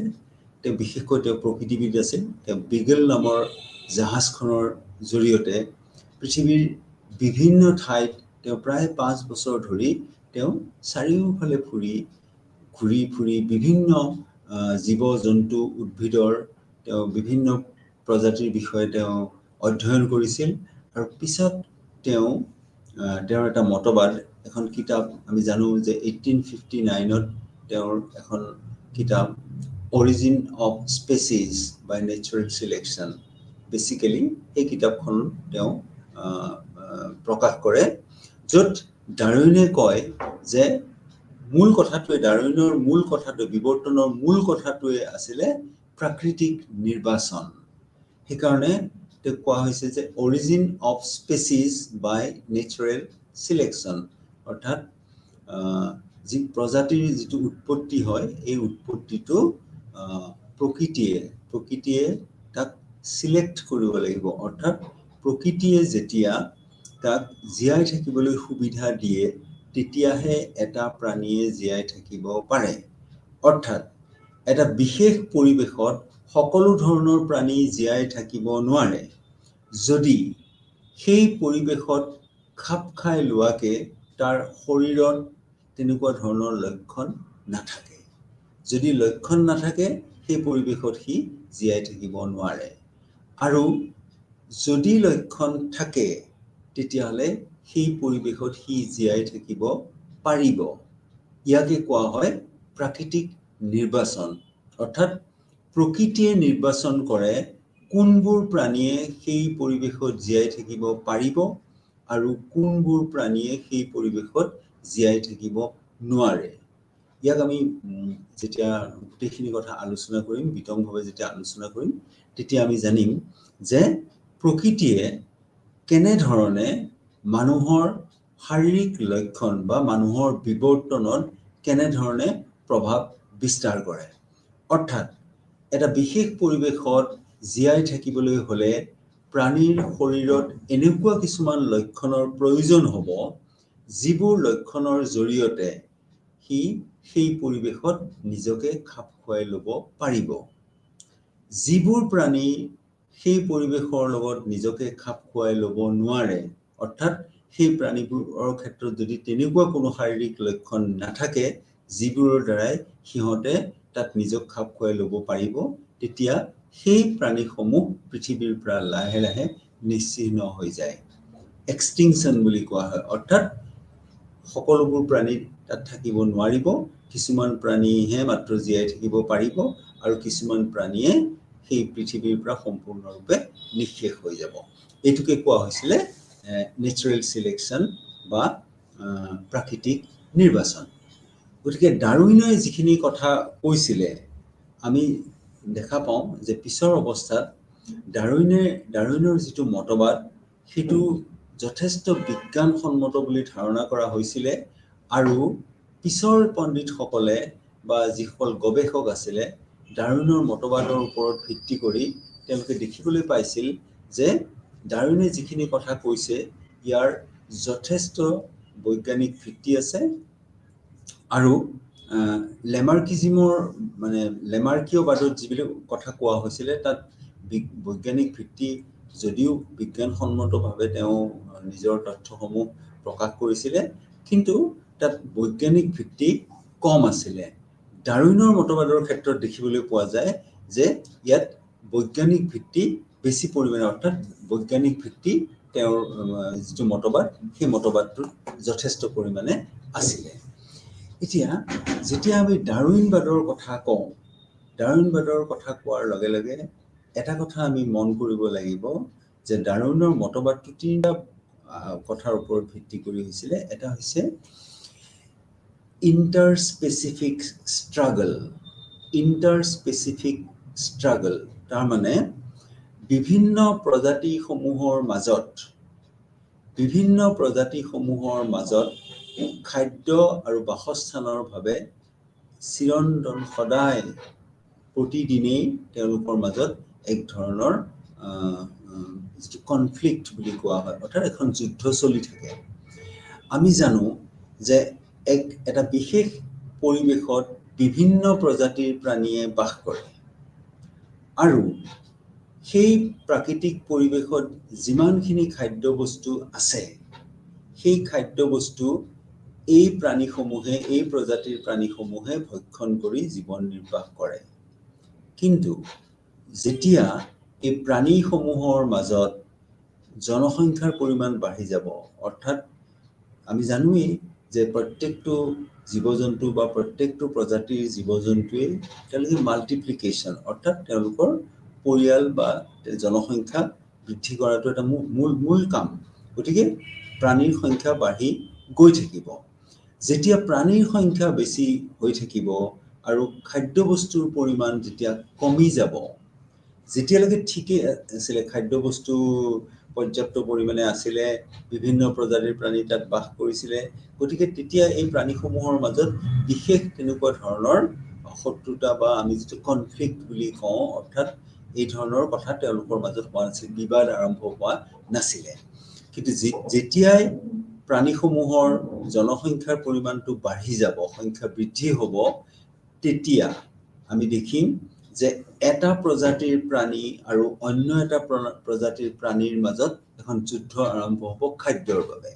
কাৰণ খাদ্য একেই থাকিব বা খাদ্যৰ পৰিমাণ কমি যাব, ইফালে প্ৰাণীৰ পৰিমাণ বাঢ়ি গৈ আছে, ফলত প্ৰজাতিসমূহৰ মাজত এটা প্ৰজাতিৰ লগত আন এটা প্ৰজাতিৰ যুদ্ধ আৰম্ভ হ'ব, যিটোক ইণ্টাৰস্পেচিফিক ষ্ট্ৰাগল বুলি কোৱা হৈছে। অৰ্থাৎ দুটা বেলেগ বেলেগ প্ৰজাতিৰ মাজত বা বিভিন্ন প্ৰজাতিৰ মাজত যুদ্ধ হ'ব।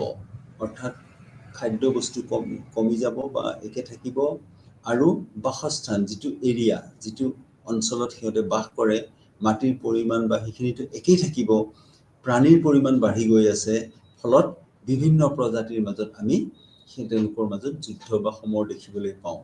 এনেকুৱা ধৰণৰ যুদ্ধৰ ফলত কিছুমান প্ৰাণী যিবোৰ দুৰ্বল, সেই প্ৰাণীসমূহ লাহে লাহে পৃথিৱীৰ পৰা নিঃশেষ হৈ যায়। এনেকুৱা বহুত উদাহৰণ আমি দেখিবলৈ পাওঁ যে একোটা অঞ্চলত যেতিয়া খাদ্যবস্তুৰ অভাৱ হয় বা বাসস্থানৰ অভাৱ হয়, এনেকুৱা ধৰণৰ দুটা প্ৰজাতি বা বিভিন্ন প্ৰজাতিৰ মাজত লগা সংঘৰ্ষৰ ফলত কিছুমান প্ৰজাতি পৃথিৱীৰ পৰা সম্পূৰ্ণৰূপে বিলুপ্ত হৈ নাইকিয়া হৈ গৈছে। এনেকুৱা উদাহৰণ আমি বহুত দেখিবলৈ পাওঁ। তাৰমানে ডাৰউইনে কৈছে যে খাদ্য আৰু বাসস্থানৰ ওপৰত ভিত্তি কৰি বিভিন্ন প্ৰজাতিৰ মাজত যুদ্ধ হ'ব পাৰে, আৰু তেনে যুদ্ধৰ পৰিণামস্বৰূপে কোনো প্ৰাণী পৃথিৱীৰ পৰা সম্পূৰ্ণৰূপে বিলুপ্ত হৈ যায়, কোনো এটা সম্পূৰ্ণ প্ৰজাতি পৃথিৱীৰ পৰা বিলুপ্ত হৈ যাব পাৰে। তাৰপিছত অন্য এটা কৈছে ইণ্ট্ৰাস্পেচিফিক ষ্ট্ৰাগল। আগৰটো ইণ্টাৰ, এইটো হ'ল ইন্ট্ৰা, তাৰমানে অন্তঃ প্ৰজাতিগত সংঘৰ্ষ। অন্তঃ মানে একেটা প্ৰজাতিৰ বিভিন্ন প্ৰাণীৰ মাজত সংঘৰ্ষ হ'ব পাৰে। আগৰটোত আমি কৈছিলোঁ যে দুটা বেলেগ বেলেগ প্ৰজাতিৰ মাজত, যেনে বাঘ আৰু সিংহ, ধৰি ললোঁ বাঘ বা সিংহ বা গৰু আৰু হৰিণা, এই দুটা বেলেগ প্ৰজাতি, কিন্তু সিহঁতৰ মাজত যিহেতু ঘাঁহ বনৰ পৰিমাণ কমি গৈছে, খাদ্যবস্তুৰ পৰিমাণ কমি গৈছে, ফলত সেইবিলাকৰ মাজত সংঘৰ্ষ আমি দেখিবলৈ পাব পাৰোঁ। সেইটো ইণ্টাৰ স্পেচিফিক বুলি কৈছে, অৰ্থাৎ দুটা প্ৰজাতিৰ মাজত, আন্তঃ প্ৰজাতি, দুটা প্ৰজাতিৰ মাজত। কিন্তু এতিয়া আমি যিটো কথা কৈ আছোঁ সেইটো হৈছে অন্তঃ প্ৰজাতি, অৰ্থাৎ একেটা প্ৰজাতিৰ মাজত থকা বিভিন্ন প্ৰাণীৰ মাজতো খাদ্যৰ বাবে সংঘৰ্ষ হ'ব পাৰে। অৰ্থাৎ বাঘৰ লগত বাঘৰ সংঘৰ্ষ হ'ব পাৰে, সিংহৰ লগত সিংহৰ সংঘৰ্ষ হ'ব পাৰে, গৰুৰ লগত গৰুৰ হ'ব পাৰে। অৰ্থাৎ যদিও সিহঁত একেটা প্ৰজাতি কিন্তু প্ৰাণীসমূহ বেলেগ বেলেগ, একেটা প্ৰজাতিৰ বিভিন্ন প্ৰাণীৰ মাজত যুদ্ধ হৈ যাব পাৰে যেতিয়া খাদ্যবস্তুৰ অভাৱ হ'ব। এটাটো বেলেগ প্ৰজাতিৰ লগত যুদ্ধ কৰিবই লাগিব, তাৰ পিছতো যিখিনি খাদ্যবস্তু আছে গোটেই প্ৰজাতিটোৰ কাৰণে এইখিনি তাকৰ হয়, কম হয়, তেতিয়া সেই খাদ্যবস্তুৰ বাবে একে প্ৰজাতিৰ প্ৰাণীসমূহৰ মাজতো সংঘৰ্ষ হ'ব পাৰে, যিটো কোৱা হৈছে অন্তঃ প্ৰজাতি। অন্তঃ প্ৰজাতি, একে প্ৰজাতিৰ ভিতৰত হোৱা সংঘৰ্ষ।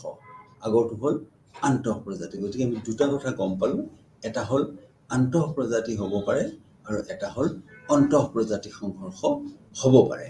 এইটো ডাৰউইনে কৈছে। তাৰপিছত কৈছে কি যে প্ৰাকৃতিক নিৰ্বাচন, আৰু প্ৰাকৃতিক নিৰ্বাচনৰ ক্ষেত্ৰতো কৈছে যে যেতিয়া এনেকুৱা ধৰণৰ সংঘৰ্ষ হ'ব, এনেকুৱা ধৰণৰ সংঘৰ্ষৰ ফলত যিবোৰ প্ৰাণীৰ সেই পৰিৱেশত জীয়াই থাকিব পৰাকৈ সিহঁতৰ শৰীৰৰ লক্ষণ আছে বা লক্ষণসমূহ তেওঁলোকে গঠন কৰি লৈছে, সেই প্ৰাণীসমূহে জীয়াই থাকিবলৈ সুবিধা দিব প্ৰকৃতিয়ে, যিটো প্ৰাকৃতিক নিৰ্বাচন বুলি কোৱা হৈছে। আন্তঃ প্ৰজাতি সংগ্ৰামটো হ'ব, অন্তঃ প্ৰজাতি সংগ্ৰাম হ'ব, হোৱাৰ পিছতো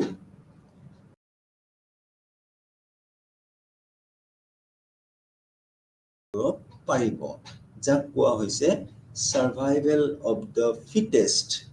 অৰ্থাৎ যি যোগ্য সেই যোগ্যজনহে বাচি থাকিব পাৰিব, অযোগ্যজন পৃথিৱীৰ পৰা লাহে লাহে নিঃশেষ হৈ যাব। সাৰ্ভাইভেল অফ ফিটেষ্ট, যি যোগ্য সেই যোগ্য প্ৰাণীটো পৃথিৱীত বাস কৰি থাকিব আৰু তাৰ বংশ বিস্তাৰ হৈ থাকিব। অন্য যিবোৰ প্ৰাণী আছে যিবিলাক তেনেকুৱা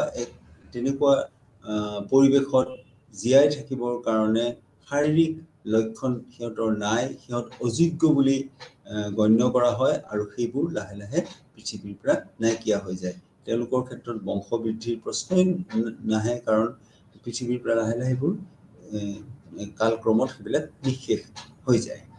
গতিকে ডাৰউইনৰ মূল মতবাদ কেইটা হ'ল, এটা হ'ল আন্তঃ প্ৰজাতি সংগ্ৰামৰ কথা ক'লো, অন্তঃ প্ৰজাতি সংগ্ৰামৰ কথা ক'লো, আৰু যিটো